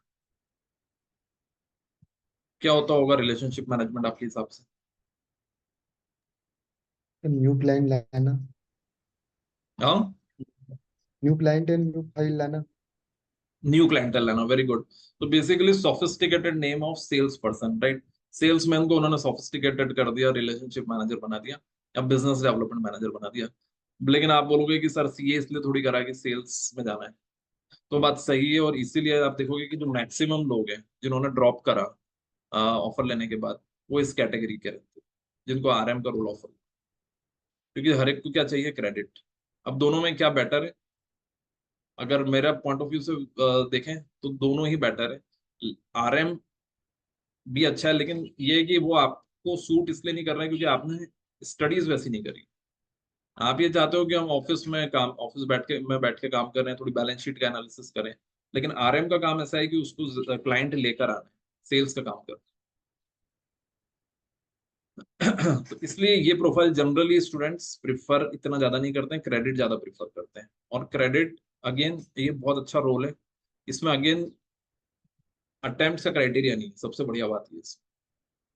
आईसीआईसीआई अगर आप देखते हो तो हर एक को शॉर्टलिस्ट करती है, अटेम्प्ट का क्राइटेरिया नहीं है। ठीक है, तो इस रोल के लिए प्रिपरेशन जरूर करना क्रेडिट के लिए। पैकेज भी अच्छा मिलता है, 10+ lakhs। अगर मैं इंदौर की बात करूं तो 10+ lakhs इंदौर में भी मिल रहा है इस प्रोफाइल के लिए। रोल भी अच्छा है, ब्रांड भी अच्छा मिल जाता है। ठीक है, तो इसको आप उस एंगल से कंसिडर कर सकते हो if you are looking for something in your home town. ठीक है, सर। रिलेशनशिप मैनेजमेंट जैसे मैंने आपको बताया कि थोड़ा वर्क प्रेशर ज्यादा रहता है, सेल्स का प्रेशर ज्यादा रहता है, ऑल्दो ग्रोथ भी उतनी रहती है, जितना ज्यादा प्रेशर उतनी ज्यादा ग्रोथ। ठीक है, लेकिन हर कोई वो हैंडल नहीं कर पाता है। ठीक है, तो सर बैंक्स वन के डाउट अंदर ये सर। चीज है। अब बैंक्स में अगर आप बोलोगे कि सर डॉइश बैंक भी तो पार्टिसिपेट करती है जिसने 27 लाख का पैकेज ऑफर करा था, तो बैंक्स को दो कैटेगरी में ले लेते हैं, एक फॉरेन बैंक, एक डोमेस्टिक बैंक्स। अभी मैं जो बात कर रहा था डोमेस्टिक बैंक्स की कर रहा था। फॉरेन बैंक्स की बात करें अगर, standard chartered, Deutsch bank, city bank. ठीक है, तो ये जो कंपनीज हैं, ये जो बैंक्स हैं फॉरेन बैंक्स, ये फॉरेन बैंक्स अगेन वही बात है यहाँ पर, अटेम्प्ट क्राइटेरिया और इनिशियल डेज में ये ले जाती है। इनके इनकी जो प्रोफाइल है, ये मत सोचना कि ये आपको आईबी ऑफर कर देते हैं, not at all. IB offer नहीं करते हैं। ये आपको या तो बैक ऑफिस देते हैं आईबी का, या फिर ये फाइनेंशियल रिपोर्टिंग में लेते हैं, एफआर या बैक ऑफिस ऑफ आईबी। तो कहने की बात ये है कि आईबी की एक्सपेक्टेशन ज्यादा नहीं रखना है आपको, बैक ऑफिस ऑफ आईबी शायद मिल सकता है। ठीक है, तो ये बैंक्स के अंदर, बैंक्स के केस में ये पर्टिकुलर स्टोरी बनती है अब आपकी। Hello, sir. हाँ बोलिए। Sir, how will be the growth in the banking sector, sir? Growth क्या है in the banking sector? Yes, this is a very good question. अब एक स्लाइड मैं आपको दिखाता हूँ, ठीक है, और अटेम्प्ट वाइज अगर किसी का कुछ क्वेश्चन हो तो प्लीज पूछे मुझसे। उसके बाद मैं डोमेन पर आ जाता हूँ। अटेम्प्ट वाइज अगर किसी का कोई सवाल हो इस तरह का कि क्या स्ट्रेटेजी रखनी चाहिए, जैसे मैंने मोटा मोटा आपको बता दिया कि अप्लाई आपको हर जगह करना है एक मिनिमम पैकेज लगा के। दूसरी बात ये कि तैयारी किस हिसाब से करनी है। तैयारी में इंडेक्स को सबसे पहले उठाओ आप, और थोड़ा मैं बता भी देता हूँ, और ये सबके लिए, मतलब कोई अटेम्प्ट वाली बात नहीं यहाँ पर। इंडेक्स 115, 116, 16, 2 और 12, ठीक है, पक्के क्वेश्चन है इसके ऊपर। 100% मैं आपको लिख के दे सकता हूँ कि आज जितने लोग यहाँ पर बैठे हैं ऐसा कोई भी नहीं होगा जिससे क्वेश्चन नहीं पूछे जाएंगे। तो इसी सीक्वेंस में इसको पढ़िए। 115 सबसे इंपॉर्टेंट, फिर 116, 16, 2 और 12, ठीक है। तो ये एक हेलो सर। हाँ बोलिए। सर अटेम्प्ट वाइज पैकेज पे डिफर होता है। अगर सेम कंपनी सपोज रिलायंस है, आपको फर्स्ट अटेम्प्ट में आपको सपोज 12 लाख दे रही है, तो अगर सेकंड अटेम्प्ट में आपका तो 10 लाख दे रही है, ऐसा होता है कंपनीज में। हाँ हाँ, थोड़ा फर्क पड़ जाता है, थोड़ा सा। रिलायंस करती भी है ऐसा, रिलायंस के अंदर ये है। एक्सेंचर में भी ये है, एक्सेंचर में भी अटेम्प्ट के बेसिस पर रहता है, but very few companies are there like that. Wipro भी जैसे करती है, अगर किसी की शायद रैंक होती है तो थोड़ा सा additional they got it, but कुछ बहुत ही कम कंपनीज हैं जिनका ऐसा रहता है। तो फर्स्ट अटेम्प्ट वालों को मैनेजमेंट ट्रेनिंग रोल्स मिल जाएंगे? मैनेजमेंट ट्रेनिंग देखो कोई भी किसी को भी दे सकते हैं, जरूरी नहीं कि अटेम्प्ट के बेसिस पे वो बोलेंगे मैनेजमेंट ट्रेनिंग। जो मैंने आपको ये वाली शीट दिखाई थी इस शीट में आप देखोगे कि हर जगह जैसे अभी आपके कैंपस के फॉर्म्स आएंगे उसमें लिखा हुआ रहेगा कि like for what they are coming for. तो वो बहुत ही क्लियरली वो लिख देते हैं ये एम्प्टी रूल्स। देख रहे हो, अभी बॉश के सामने लिखा हुआ है एम्प्टी, वेदांता के सामने लिखा हुआ है एम्प्टी, डाइजो के सामने लिखा हुआ है एम्प्टी। तो ये जो रोल्स देख रहे हो आप ये सब एम्प्टी लिखे हुए हैं। एम्प्टी का मतलब ये है कि दे आर नॉट स्पेसिफाइंग कि हम लोग आपको रिपोर्टिंग में लेंगे या प्लानिंग में लेंगे या टैक्सेशन में लेंगे या ट्रेजरी में लेंगे, हम आपको किसी भी रोल में ऑफर कर दें। तो थोड़ा सा उसके अंदर एक बोल सकते हो कि क्वेश्चन मार्क रहता है जब आप ज्वाइन करते हो कि हमको अल्टीमेटली मिलेगा क्या। जैसे मैंने आइडिया ज्वाइन किया था तो मैं भी मैनेजमेंट ट्रेनिंग था वहाँ पर, तो मुझे भी नहीं पता था क्या मिलने वाला है, बस एक आंख बंद करके ज्वाइन कर लिया। बस इतना पता था कि इंडस्ट्री में ज्वाइन कर रहे हैं। फिर उन्होंने हम लोगों की ट्रेनिंग करी, कुछ 15-20 दिन की ट्रेनिंग ऑर्गेनाइज करी। उस ट्रेनिंग के बाद उन्होंने हमको सबको बुलाया वापस, और पार्टी वार्टी ऑर्गेनाइज कराई उन्होंने। ओके, उसके बाद हमसे पूछा कि व्हाट इज योर प्रेफरेंस, आपको किस में जाना है। तो सबने अपना प्रेफरेंस बताया, किसी को टैक्स में जाना था, किसी को FP&A में जाना था, किसी को अकाउंट्स में जाना था, ऐसे करके सबने अपने और अपने अपने लोकेशन के भी प्रेफरेंस बताए। तो कंपनीज कोशिश ये करती है कि यस ज्यादा से ज्यादा लोगों को खुश रखे, क्योंकि वो खुश नहीं रखेगी तो हर एक के पास ऑप्शन है, कंपनी छोड़ी और कहीं और चले गए। तो वो कोशिश यही करते हैं कि आपसे प्रेफरेंसेस पूछेंगे और उसके बाद फिर आपको ट्राई करेंगे कि दे दे आपके हिसाब से, पर कोई कंपल्शन नहीं है, हो भी सकता है कि आपके हिसाब से ना मिले। ठीक है, सर रिज्यूम में ग्रेजुएशन मैटर करती है? सॉरी क्या चीज? सर रिज्यूम में ग्रेजुएशन मैटर करती है क्या? हाँ, ग्रेजुएशन ये मैटर करती है कि ग्रेजुएशन किया होना चाहिए। ठीक है, कुछ एक कंपनीज के केस में मैंने देखा है कि it's a must, specially PSU में अगर आप अप्लाई कर रहे हो, ग्रेजुएशन नहीं कर रहे हैं, तो वो शॉर्टलिस्ट नहीं करेंगे। ठीक है, ऐसे और भी कंपनीज में हो सकता है। तो ग्रेजुएशन कंपलसरी है एक तरह से मेरे हिसाब से। ओके, कुछ क्वेश्चन। बॉन्ड हाँ कितने साल बोलिए। का बनवाते हैं? हाँ, बॉन्ड मिनिमम बॉन्ड कितने ईयर का रहता है? बॉन्ड नहीं, हर कंपनी नहीं लेती है बॉन्ड। कुछ एक कंपनीज लेती हैं, और वो भी मतलब क्योंकि वो बॉन्ड लेती है इसलिए जनरली लोग ऐसी कंपनीज को पसंद नहीं करते हैं। बट ऐसा कुछ भी नहीं है कि वो कितना टाइम का लेती है। जिन कंपनीज का मैंने सुना है 1 साल या ज्यादा से ज्यादा 2 साल। Sir, हाँ बोलिए। how to get shortlisted in foreign banks and what are their interview questions? Foreign banks में कैसे शॉर्टलिस्ट है, मैं उसको कवर करता हूँ। फॉरेन बैंक्स की जो प्रोफाइल्स हैं उसको भी मैं थोड़ा सा कवर करता हूँ। ठीक है, कुछ क्वेश्चंस ऑलरेडी आ चुके हैं, पहले मैं उसको एक बार आंसर करता हूँ कि जैसे सबसे पहला एक क्वेश्चन था कि विप्रो ऑफ कैंपस होगा क्या। तो Wipro, yes, Wipro off campus होता है, ऑन कैंपस भी होता है, और जनरली अगर आना होगा तो बहुत जल्दी आ जाएगी। यस, विप्रो का आ गया है।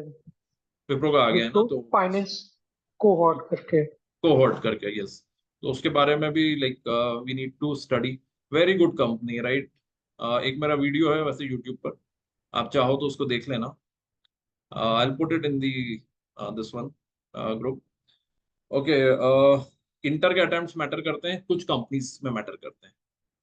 किसी ने क्वेश्चन पूछा है कि इंटर के अटेम्प्ट मैटर करेंगे, तो जैसे वेदांता, राइट, वही फर्स्ट डे वाली जो कंपनीज हैं। वेदांता तो क्लियरली बोलती थी, कुछ कंपनीज बोलती नहीं है, लेकिन उनके भी एक क्राइटेरिया रहते हैं।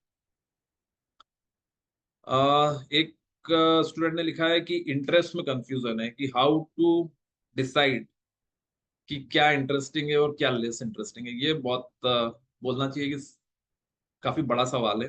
ठीक है, इसमें मेरे जो 2-3 व्यूज है मैं आपको बता देता हूँ, ताकि आप थोड़ा ऑनलाइन पे सोचना स्टार्ट कर दो। ठीक है, तो नेक्स्ट जो एक 10 मिनट का डिस्कशन है वो हमारा इसी चीज पर रहेगा।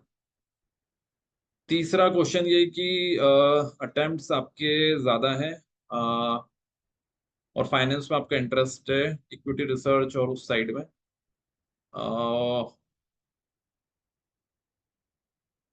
देखो, बेसिक बात ये है कि see do not get nervous about your attempts. मैं तो बहुत सिंपल बात बोल रहा हूँ आपको। अटेम्प्ट के कारण नर्वस मत हो, शॉर्ट लिस्टिंग आना तय है if you will select the right centre and if you be get mentally prepared. आपको मेंटली प्रिपेयर्ड रहना है, आपको फाइनेंस में करियर बनाना है, आप बना सकते हो, पैकेज में थोड़ा कॉम्प्रोमाइज करो।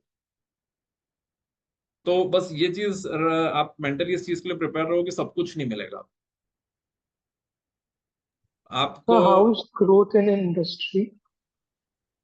ग्रोथ इन द इंडस्ट्री, ये सारी ही चीजें मैं एक बार आपको एक स्लाइड दिखाता हूँ, उसमें सारी चीजें आ जाएगी। ठीक है, तो एक एक करके ये वाले जो क्वेश्चन है इसकी मैं बात कर रहा हूँ कि आप लोग हर चीज मत सोचना कि सब कुछ मिल जाएगा। अगर आपने ये सोचा ना कि I want best of everything, तो समझो कि कुछ भी नहीं मिलेगा। You need to little bit compromise on one thing. Okay, तो एक स्लाइड में आपको दिखाऊंगा, उसमें बातें आ जाएंगी। एफडीडी का इंटरव्यू क्रैक करने वाला क्वेश्चन हो गया। क्रेडिट मैनेजर के लिए किस चीज पर ज्यादा फोकस करना होगा। क्रेडिट मैनेजर पे फाइनेंशियल मैनेजमेंट के अच्छे खासे क्वेश्चंस आते हैं। कुछ कंपनीज का एज क्राइटेरिया भी होता है। एज का तो क्राइटेरिया इतनी तो नहीं होगी आपकी एज कि उनको एज के क्राइटेरिया में आ जाओ, मेरे हिसाब से। यस, इतनी एज तो नहीं होगी। ठीक है, तो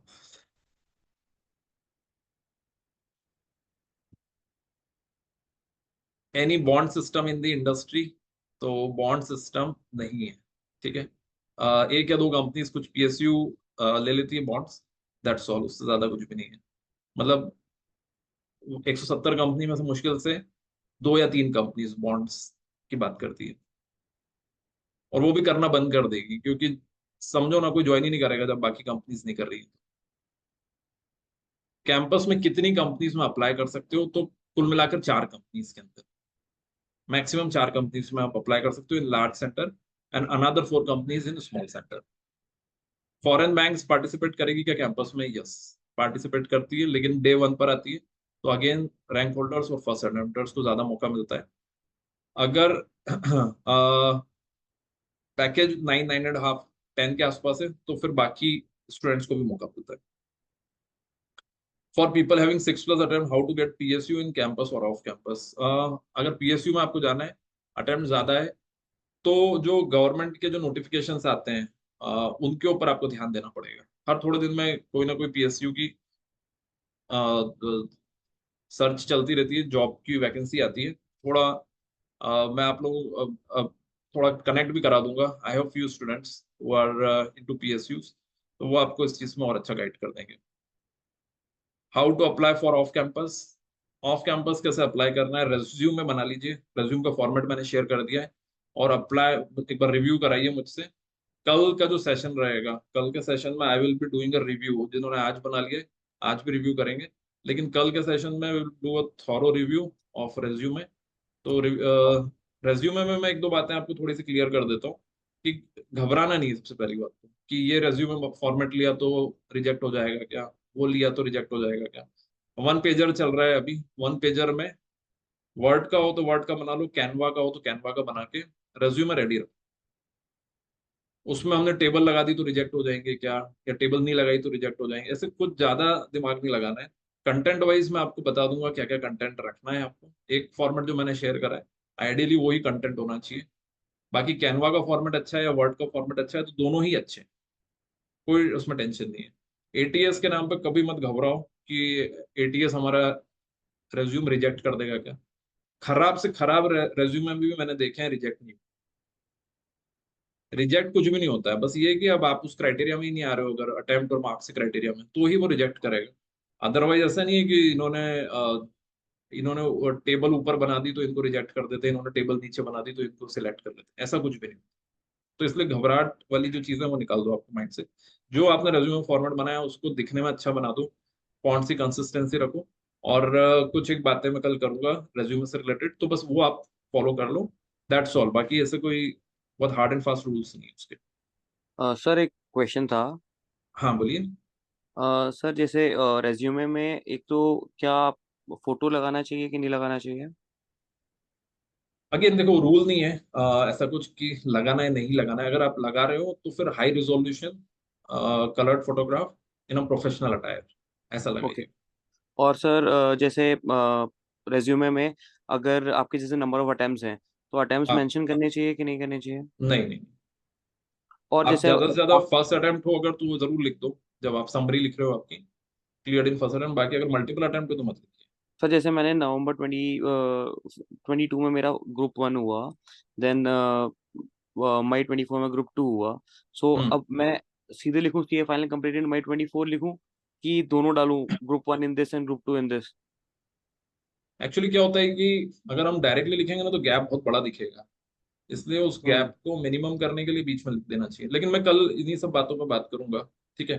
तो कल वाला जो हमारा रहेगा वो आप अपने अपने रेज्यूमे बना के रख लेना जरूर। जिनको रिव्यू फॉर्मेट कराना कहाँ है पे वो शेयर भेज किया भी है सर देना। आपने? फॉर्मेट शेयर किया है मैंने ग्रुप पर। कहाँ, इसी ग्रुप पे? हाँ मतलब जो व्हाट्सएप ग्रुप है ना हमारा, उस पर। हाँ, प्रेप सी, ओके। राइट, ठीक है। फिर ऑफ कैंपस की मैं बात कर रहा था, तो ऑफ कैंपस आप कल मैंने बताया था आपको naukri.com, monster.com, Indeed, I am jobs और टाइम्स जॉब, राइट। इन सब में एटलीस्ट मिनिमम अपना रेज्यूमे अपलोड कर दो, ठीक है। और उसके अलावा फिर right, find out the right references, जो कहीं ना कहीं आपके सीनियर्स या आपके फ्रेंड्स जिस कंपनी में काम कर रहे हैं। और अदरवाइज आप मेरी प्रोफाइल पे चले जाओ, मेरी प्रोफाइल में देखो कि कौन कौन लोग हैं, कॉमन फ्रेंड्स कौन है, एक बार मेरे से कनेक्ट हो जाओ। और फिर म्यूचुअल कनेक्ट्स देखोगे तो काफी सारे म्यूचुअल कनेक्ट्स मिल जाएंगे आपको। सर मार्क्स और परसेंटेज भी डालना है कि नहीं, बस एक आखिरी क्वेश्चन था। मार्क्स डालना है, मार्क्स परसेंटेज दोनों ही डालना है आपको। आप एक बार वो फॉर्मेट देखना मेरा, उसमें मैंने सारी चीजें डाली हुई है, ठीक है। फिर एक क्वेश्चन था कि what do you mean by right centre, वो मैंने एक्सप्लेन करा आपको, that it depends on 3-4 factors. किस सेक्टर में ज्यादा पैकेज मिलेगा इसके ऊपर मैं आता हूँ अभी। गवर्नमेंट जॉब्स भी अवेलेबल है after CA.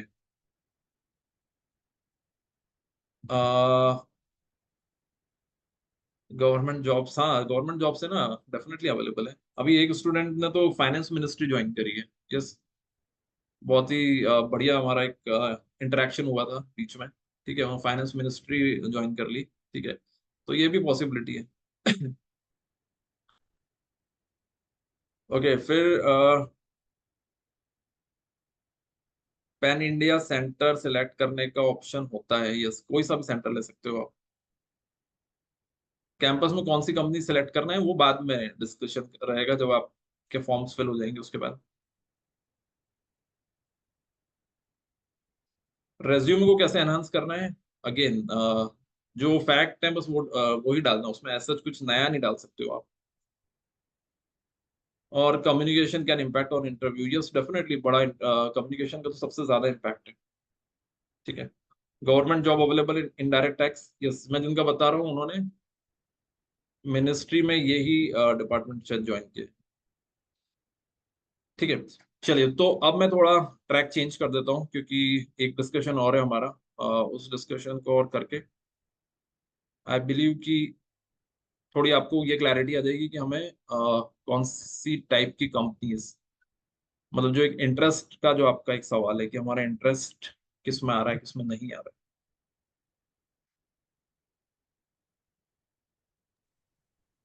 So what about growth in industry? है। हाँ। Think you may.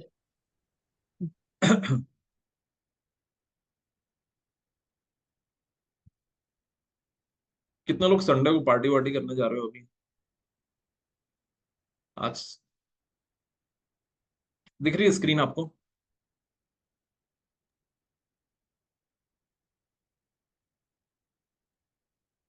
या फिर let me share it like this.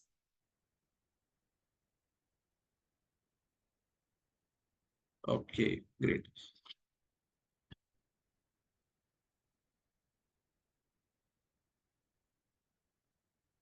देखो, क्राइटेरिया सबसे पहले तो आप नोट कर लो कि क्राइटेरिया क्या रखना चाहिए। इनके अलावा कुछ क्राइटेरिया मत रखना। पहला, पैसा, वो तो ऑब्वियसली आपको बताने की बात ही नहीं, आप रखोगे। दूसरी, ग्रोथ। ग्रोथ का क्या मतलब है? पैकेज में कितना इंक्रीज हो रहा है और लर्निंग में कितना इंक्रीज हो रहा है, दैट इज ग्रोथ।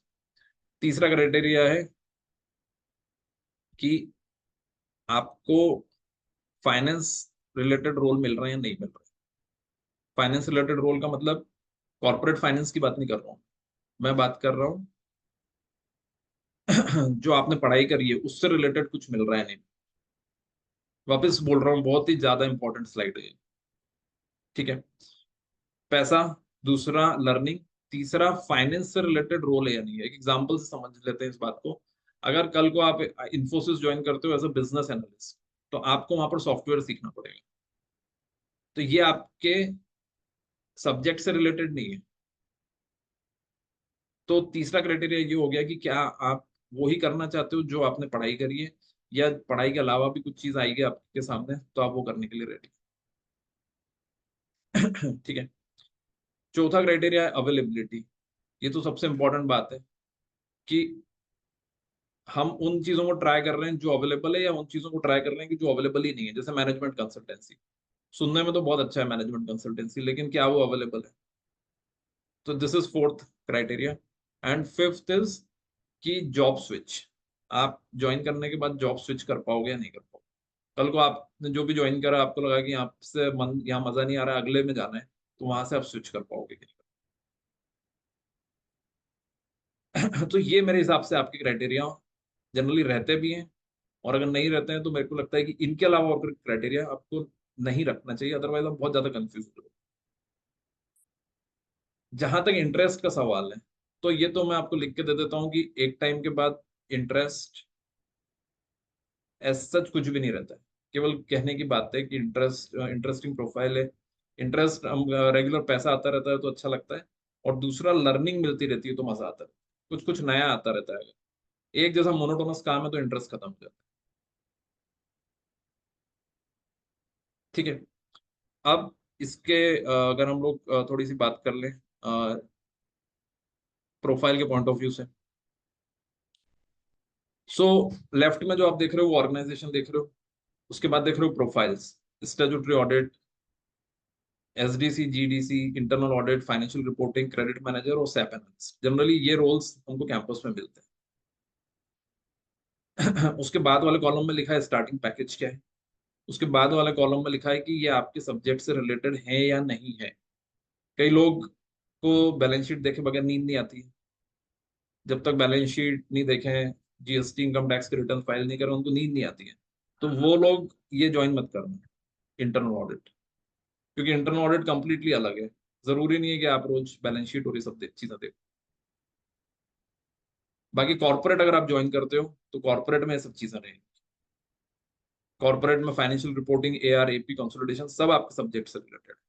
तो ये मैं इसलिए बता रहा हूँ आपको क्योंकि कई स्टूडेंट्स पैकेज देख के ज्वाइन कर लेते हैं और बाद में बोलते हैं कि सर ये तो हमारे फील्ड से रिलेटेड ही नहीं था। तो जो फील्ड से रिलेटेड नहीं था तो फिर ज्वाइन ही क्यों करा आप? ये तो शुरू में ही सोच के जाना चाहिए। उसके बाद थर्ड पॉइंट है लर्निंग्स। किस चीज में लर्निंग कितनी हाई है, इसी पे आपका पैकेज डिपेंड करता है। जैसे कि बिग फोर के एसडीसी, जीडीएस ले लो, स्टार्टिंग पैकेज कितना दिख रहा है उसका? 11 लाख। स्टैट्यूटरी ऑडिट का कितना दिख रहा है? 10 लाख रुपए। दोनों में से अगर आपको पूछे कौन सा ज्वाइन करोगे, आप क्या बोलोगे? ऑब्वियसली 11 लाख। ये कोई पूछने वाली बात है। जो ज्यादा देगा वो वहीं जाएंगे। लेकिन इसमें आगे भी देखना है, लर्निंग कहाँ पर ज्यादा है। स्टेट ऑडिट में ज्यादा लर्निंग है, तो ग्रोथ कहाँ ज्यादा होगी? स्टेट ऑडिट में, यहाँ पर ना कि यहाँ पर। उसके आगे और देखना है क्या मैं इंडस्ट्री में मूव कर सकता हूँ। तो स्टेट ऑडिट ज्वाइन करोगे तो yes you can move in industry. SDC, GDC join करोगे तो शायद नहीं मूव कर पाओगे, स्लाइटली लेस। और सीएफओ बनने के चांस कहाँ पर ज्यादा है? तो अगेन स्टेट ऑडिट में, एसडीसी, जीडीसी में। कहने की बात ये है कि आप जब तक ये 4-5 क्राइटेरिया पे हर प्रोफाइल को नहीं रखोगे तब तक आपको क्लैरिटी नहीं आएगी। और फिर कहीं हम किसी एक फील्ड में चले गए, वहां से निकलना फिर बहुत मुश्किल हो जाता है। Same goes for internal audit. Financial reporting के जो रोल्स हैं इसके अंदर भी वैसा ही है। पैकेजेस की अगर मैं बात करता हूँ तो पैकेज अगर आप देखते हो, स्टार्टिंग पैकेज करीब करीब एक जैसे दिख रहे हैं आपको सारे। स्टेट ऑडिट भी 10 लाख है, SDC, GDC 11 lakh, internal audit 8 से 9 lakh, credit manager 10 lakh, SAP analyst 10 lakh. Are you getting my point? तो पैकेजेस जो है वो करीब करीब एक जैसे हैं, लेकिन डिफरेंस क्या है फिर? तो डिफरेंस है बेसिकली फ्यूचर का। और मैं आपको इसलिए बता रहा हूँ फ्यूचर क्योंकि मैंने काफी क्लोजली देखा है। मैंने 2007 में सीए क्लियर किया था, तो 7 से अभी चल रहा है 2024, 17 साल हो गए, राइट। 17 साल में मैंने बहुत सारे अपने फ्रेंड्स को देखा है। मैंने खुद अपना प्रोफाइल देखी है, किस तरह की अपॉर्चुनिटीज आई हैं, किस तरह के काफी सारे लोग हमारे कनेक्ट में आए हैं। बहुत सारे स्टूडेंट्स का 6 साल से मैं करियर ग्राफ देख रहा हूँ। तो I can clearly tell you कि इस जगह से आप एंट्री लोगे तो आप इस जगह निकलोगे, और इस जगह से एंट्री लोगे तो इस जगह निकलोगे। तो first job definitely it's a decisive job मेरे हिसाब से। तो अगर आप पहला जॉब अगर सोच समझ के नहीं लोगे तो बहुत दिक्कत वाला मामला है। इसलिए केवल और केवल पैकेज पे नहीं जाना है। जो मैंने आपको 5 क्राइटेरिया बताए, उन 5 क्राइटेरिया को अच्छे से सोचिएगा कि इन 5 के ऊपर चीजें आनी चाहिए। ठीक है, पैसा, ग्रोथ, सब्जेक्ट से रिलेटेड है या नहीं है, अवेलेबिलिटी है या नहीं उस चीज की, और जॉब स्विच करने के चांसेस हैं या नहीं। ठीक है, तो इन सब के बेसिस पे we should take a concrete decision. और भी कुछ क्राइटेरिया रहते हैं, लेकिन ये मैं आपको केवल एक ब्रॉड बात इसलिए बोल रहा हूँ क्योंकि अभी तो हमको डिसीजन नहीं लेना है। डिसीजन हमको लेना रहेगा afterwards, once you will start getting the calls. तो अब मैं आपको एक और बात यहाँ पे क्लियर कर देता हूँ कि अभी अप्लाई करूँ, अभी सब दिमाग मत लगाओ सर। अभी दिमाग तब लगाना जब आपको कंपनी बोले कि आप ज्वाइन करना करना वाले हो या नहीं करने वाले, तब आप ये दिमाग लगाओ। अभी मत लगाओ ये दिमाग, अदरवाइज आप कहीं अप्लाई नहीं करोगे। ठीक है, सो अप्लाई एवरीवेयर, जहां भी मौका मिल रहा है हर जगह अप्लाई। ठीक है, और जब डिसीजन लेने की बारी आई तो yes definitely you can contact और मेरे से बात करो। आई विल टेल यू कि इसमें जाना है, इसमें नहीं, या इस पे होल्ड कर लो। ठीक है, चलिए। तो So what और कोई about क्वेश्चन तो बताएं। startup? How what's the future visibility of getting into a startup? Startup में Hmm. देखो स्टार्टअप, डेफिनेटली आपको पता है कि 10 में से 9 स्टार्टअप फेल होते हैं, ये यूनिवर्सल फैक्ट है। तो स्टार्टअप ज्वाइन करना पहले जॉब के हिसाब से रिस्की है। शुरू में आपको एक माइंडसेट ये बनाना चाहिए कि we should take a very big brand in our resume. अपने रेज्यूमे में एक बड़ा ब्रांड लाने की कोशिश करो।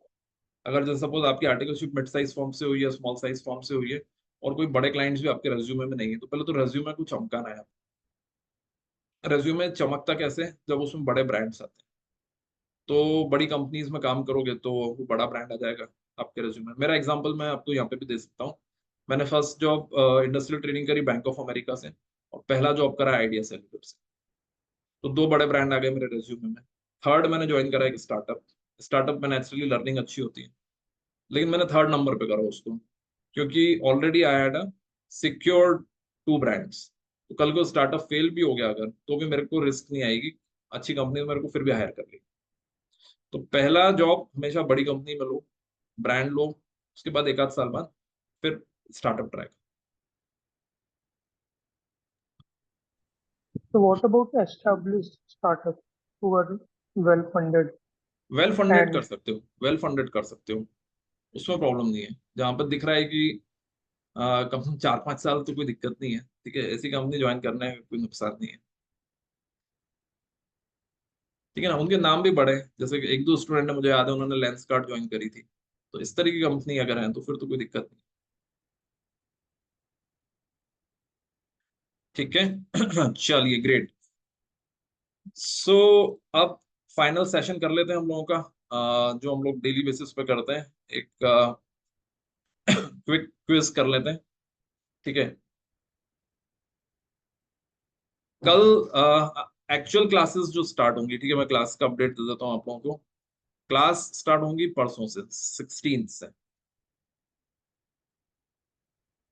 ठीक है। जो लोग ऑनलाइन क्लासेस करना चाह रहे हैं उनके लिए 16th इज द डेट, ठीक है। So this new batch is starting from 16th. Time will be 8 p.m. to 9:30 p.m. Duration will be 15 days plus 6 days, यानी total 21 days. It will be conducted live online on Zoom. ठीक है। ये मेरे ख्याल से आप अगर ग्रुप में एडेड हैं तो ये आपको मिल गया होगा, ठीक है। तो ऑफिशियली 16 से स्टार्ट होगी। कल एक जो सेशन और रहेगा हमारा, उसमें आईसीआई कैंपस कैंपस प्रिपरेशंस के बारे में थोड़ी बात करेंगे। कल का जो सेशन रहेगा वो हार्ड कोर टेक्निकल इंटरव्यू के बारे में रहेगा, कि टेक्निकल इंटरव्यूज, जीडीज। अभी तक हम करियर से रिलेटेड ज्यादा बातें करी हमने, अब थोड़ी प्रिपरेशन से रिलेटेड बात करेंगे। तो कल एक ओवरव्यू जो रहेगा वो प्रिपरेशंस को लेकर रहेगा, ठीक है। All right. कल एक बार आपको मिलना है तो कब मिल सकते हैं? कल मैं मॉर्निंग में अवेलेबल रहूंगा ऑफिस में, तो आप मॉर्निंग में आ जाइए, ठीक है। ये जो सेशन है क्लास वाला, ऑनलाइन क्लासेस का, ये 16 से ऑनलाइन क्लासेस स्टार्ट होंगी, ठीक है। ऑफलाइन क्लासेस मोस्ट लाइकली 17 से स्टार्ट होंगी। अभी उसकी डेट फाइनल नहीं करी है, अभी स्टूडेंट्स से मॉर्निंग में कुछ बात हुई है, तो most likely will start with on 17th, ठीक है। जितनी भी ये क्लासेस रहेंगी सभी की रिकॉर्डिंग्स अवेलेबल रहेंगी, तो अगर सपोज आपका एक आध सेशन मिस भी होता है तो you can attend through recordings. All right, so last 5 minutes और लेते हैं, 5-10 मिनट्स, और इसमें आई will ask you few 2-3 questions, so that again आप लोगों को एक आइडिया लग जाएगा कि किस तरह के क्वेश्चंस पूछे जाते हैं। अच्छा, एक क्वेश्चन जो इन्होंने पहले भी मुझसे पूछा था, मैं शायद मिस कर गया हूँ। How about growth in industry? Industry में ग्रोथ कैसी होती है? तो इंडस्ट्री में ग्रोथ बहुत वेरी करती है।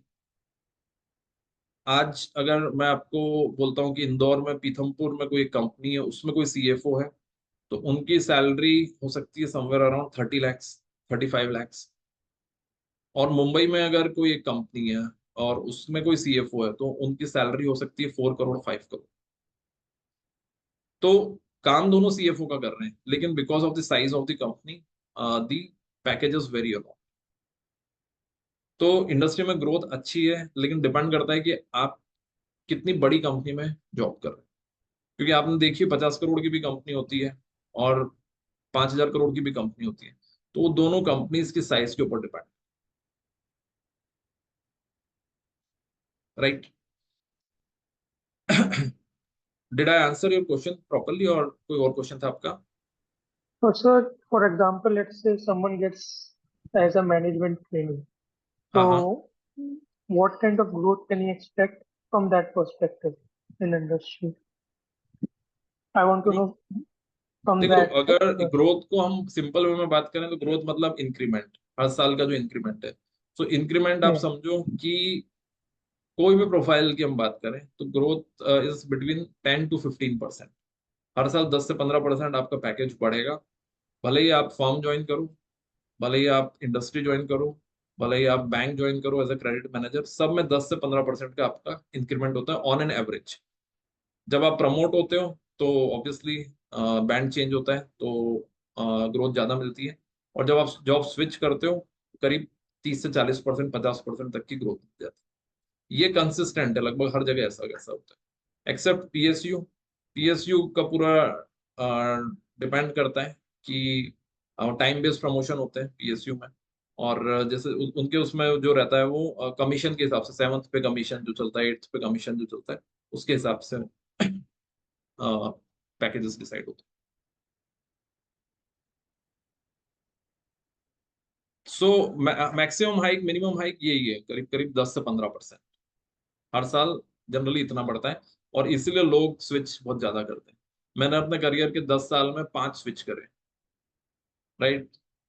केवल पैकेज के लिए नहीं था स्विच, ऑब्वियसली उसके और भी रीजंस थे, लेकिन ये मैंने देखा है कि अगर आपको तेज ग्रोथ चाहिए तो स्विच तो करना पड़ेगा। एक जगह रहोगे तो उतनी ग्रोथ नहीं आएगी, ठीक है? लेकिन खैर अभी हम लोग फर्स्ट जॉब की बात कर रहे हैं, इसलिए वो तो आगे की बात होगी। ऑल राइट, अब एक क्विक आप लोगों से वीडियोस अगर ऑन करो तो और अच्छी बात है, थोड़ा सा बेटर डिस्कशन होगा। और सबसे बड़ी बात ये है कि आज आप लोगों को आंसर्स जो देने हैं, आंसर्स थोड़े से सोच समझ के क्लियर आंसर्स दें, ठीक है? सभी लोग अगर वीडियो ऑन कर लोगे तो बेस्ट हो जाएगा, ताकि हम लोग उसको थोड़ा डिस्कशन फॉर्मेट में ले पाएंगे, ठीक है? तो एक इंडिया से रिलेटेड क्वेश्चन पूछता हूँ आपको, who would like to answer? जिन्होंने अभी अभी रिसेंटली इंडेक्स पढ़ा है, यस, कौन आंसर करना चाहेगा इंडेक्स से related?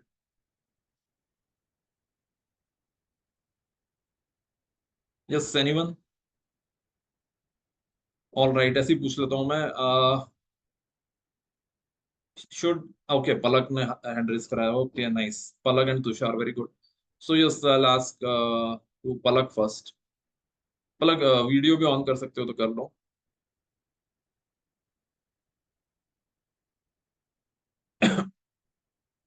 The question is, should land be valued at cost or at, is it compulsory to value land at cost as per Ind AS? Yes no नहीं करना है, yes no वाला time गया। अब unmute करना है और डिस्कशन करना है, क्योंकि interview is all about discussion. तो जिन्होंने भी हैंड रेज करा है, who would like to answer? अरे एक सेकंड में थोड़ा देख। Who would like to answer? Sir, I'd like to take that up. हाँ बोलिए। Agar land is held as an investment property, which means it is either held for rental purpose or it is held for undetermined purpose. So it is an investment property which should be valued at cost. It cannot be valued at revaluation model. नहीं, it is not an investment property. It is, It is not an investment property. In such a case, it could be a PPE. In that case, it can be either at cost or revaluation. It's not mandatory to be recorded at cost. so is it compulsory to revalue it? No, it's not compulsory. It's a choice, but the choice needs to be applied to the entire class of land. All right, very good answer. काफी बोला जा सकता है कि काफी correct answer है आपका। ठीक है। सो द करेक्ट आंसर एकदम एब्सोल्यूट टर्म्स में अगर बोलें तो अगर ये क्वेश्चन आता है तो yes, as per Ind AS everything should be valued at fair value, that should be your first line. As per Ind AS everything should be valued at fair value, and fair valuation has two models given here. One is cost model and second one is revaluation model. Company can opt for any one of this.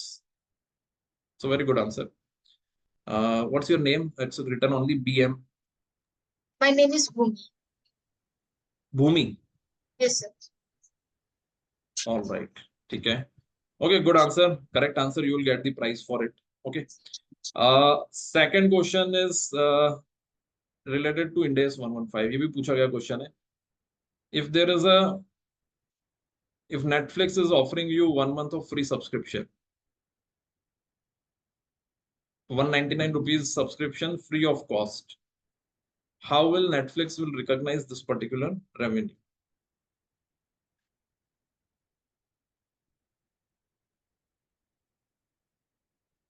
जो भी answer करना चाहें please अपना video on करें और अपना नाम बताएं और फिर आंसर करें। क्वेश्चन रिपीट कर देता हूँ, नेटफ्लिक्स आपको 1 महीने का फ्री सब्सक्रिप्शन देता है, ठीक है। तो उस पर्टिकुलर 1 महीने की जो रेवेन्यू है 199 रुपीज, उसको नेटफ्लिक्स कैसे रिकॉग्नाइज करता है एज पर Ind AS 115?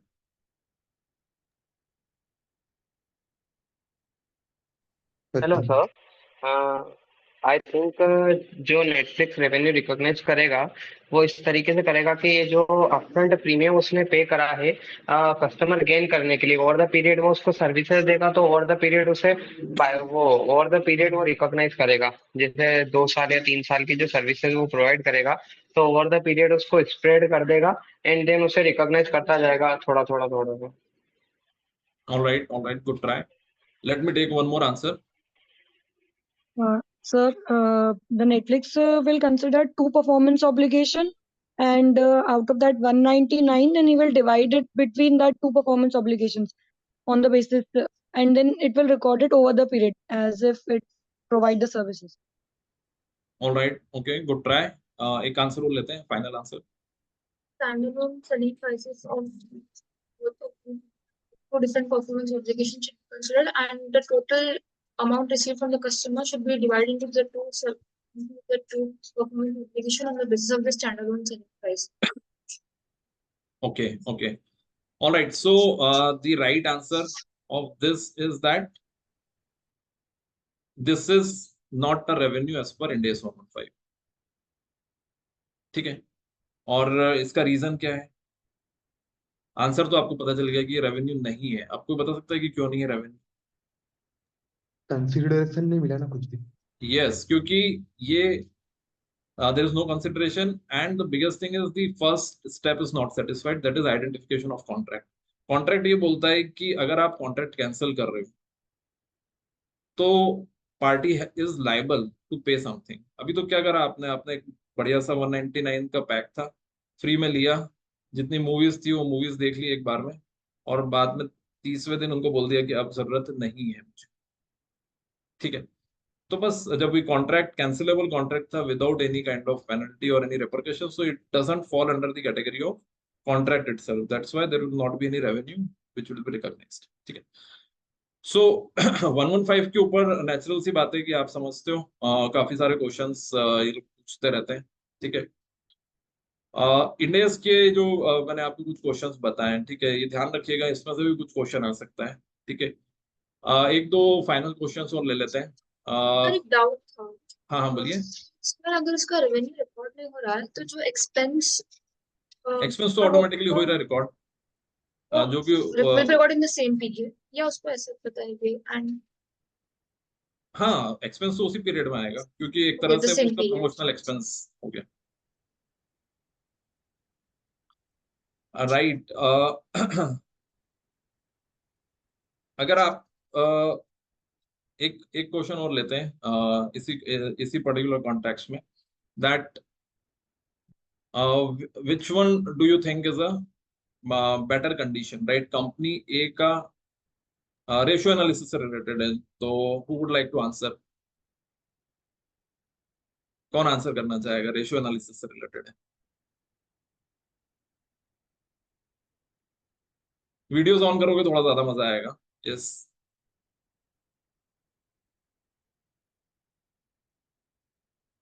गलत भी हो जाएगा तो क्या प्रॉब्लम है? तो आंसर करने में तो कोई नुकसान नहीं है। यस,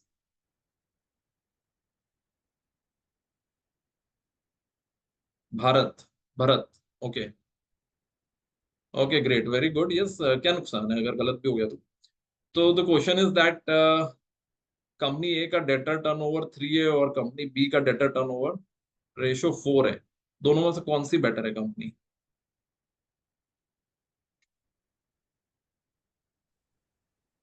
डेटर्स टर्नओवर हाँ, debtor turnover ratio 4 debtor turnover 4 is a better. Why? Sir, 3. 3 So 3 would be better. 3 is better. 3 is Whose better. data turnover is 3? Okay, 4 is better. 4 is better. 4 Okay, is 3 4 3 3 is 4 better. Okay, तो 50-50 होता जा रहा है। आधे लोग 3, आधे लोग 4 बोल रहे हैं। जो भी आप बोल रहे हैं उसका रीजन क्या है? कौन रीजन से अच्छा समझा सकता है? क्लियर रीजन देना है आपको, right? You need to understand we are talking about interviews. Yes, interviews में everything has to be crystal clear. Hello. Hello. हाँ भावेश, बोलिए। Sir, because the company which has 3 as a data turnover has a lower credit sales as compared to other company. Sir जितना ज्यादा debtor turnover होगा उतना One जल्दी second, one collection second. One second. जो आपका answer है that is 3 का lower credit turnover है। Yes. तो नहीं, दैट इज नॉट द आंसर। सर ज्यादा डेटा टर्नओवर अच्छा है मतलब कि डेटर से कलेक्शन अच्छा है, दैट मींस वर्किंग कैपिटल कम ब्लॉक हो रही है। बेटर आंसर है, this is a better answer Apoorv. Okay, good job. तो कहने की बात ये है कि अगर ज्यादा डेटा टर्नओवर है तो debtor turnover represent how fast you are collecting from your debtors. आप कितना फास्ट अपने डेटर से कलेक्ट करते हो। जब 3 और 4 आपके सामने है तो कुछ नहीं करना है आपको, 365 से दोनों को डिवाइड कर दो। एक में करीब करीब 90 डेज आएगा, एक में करीब करीब 120 डेज आएगा। तो 4 के केस में 90 डेज आएगा। 90 डेज में आप डाटा से कलेक्ट करोगे ज्यादा अच्छा है या 120 डेज में कलेक्ट करोगे ज्यादा अच्छा है? ऑब्वियसली 90 डेज में फास्टर कलेक्शन हो रहा है। ठीक है, तो basically data turnover ratio represents that. ठीक है, तो ये क्वेश्चंस बैंकिंग में जो क्रेडिट मैनेजर की प्रोफाइल है, किसी ने पूछा भी था क्वेश्चन कि क्रेडिट मैनेजर में किस तरह के क्वेश्चंस आते हैं, तो this is the kind of question they may ask, right? So good answer Apu. अब मोटा मोटा आपने सही आंसर दिया है। ठीक है, बस ये कि अब हमको जो ध्यान देना है वो इस बात पे ध्यान देना है कि जब हम बोल रहे हैं, राइट, तो उसमें क्लैरिटी कितनी है। ठीक है, you should make your statement as clearer as possible. ठीक है, एक लास्ट क्वेश्चन और लेते हैं, फिर आज का सेशन एंड करते हैं। और this question will take from financial instrument. Financial instrument में से लेते हैं एक सिंपल सा question. Who would like to answer?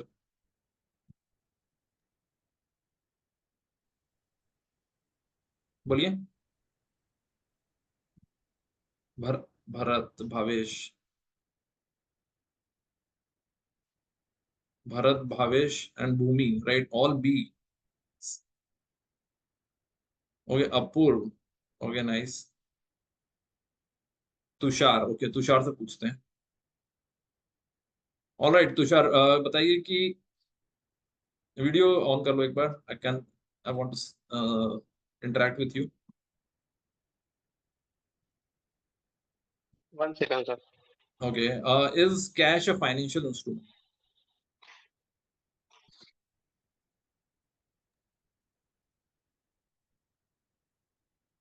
Yes Tushar. Good evening, sir. Cash is obviously financial instrument. I think financial instrument है.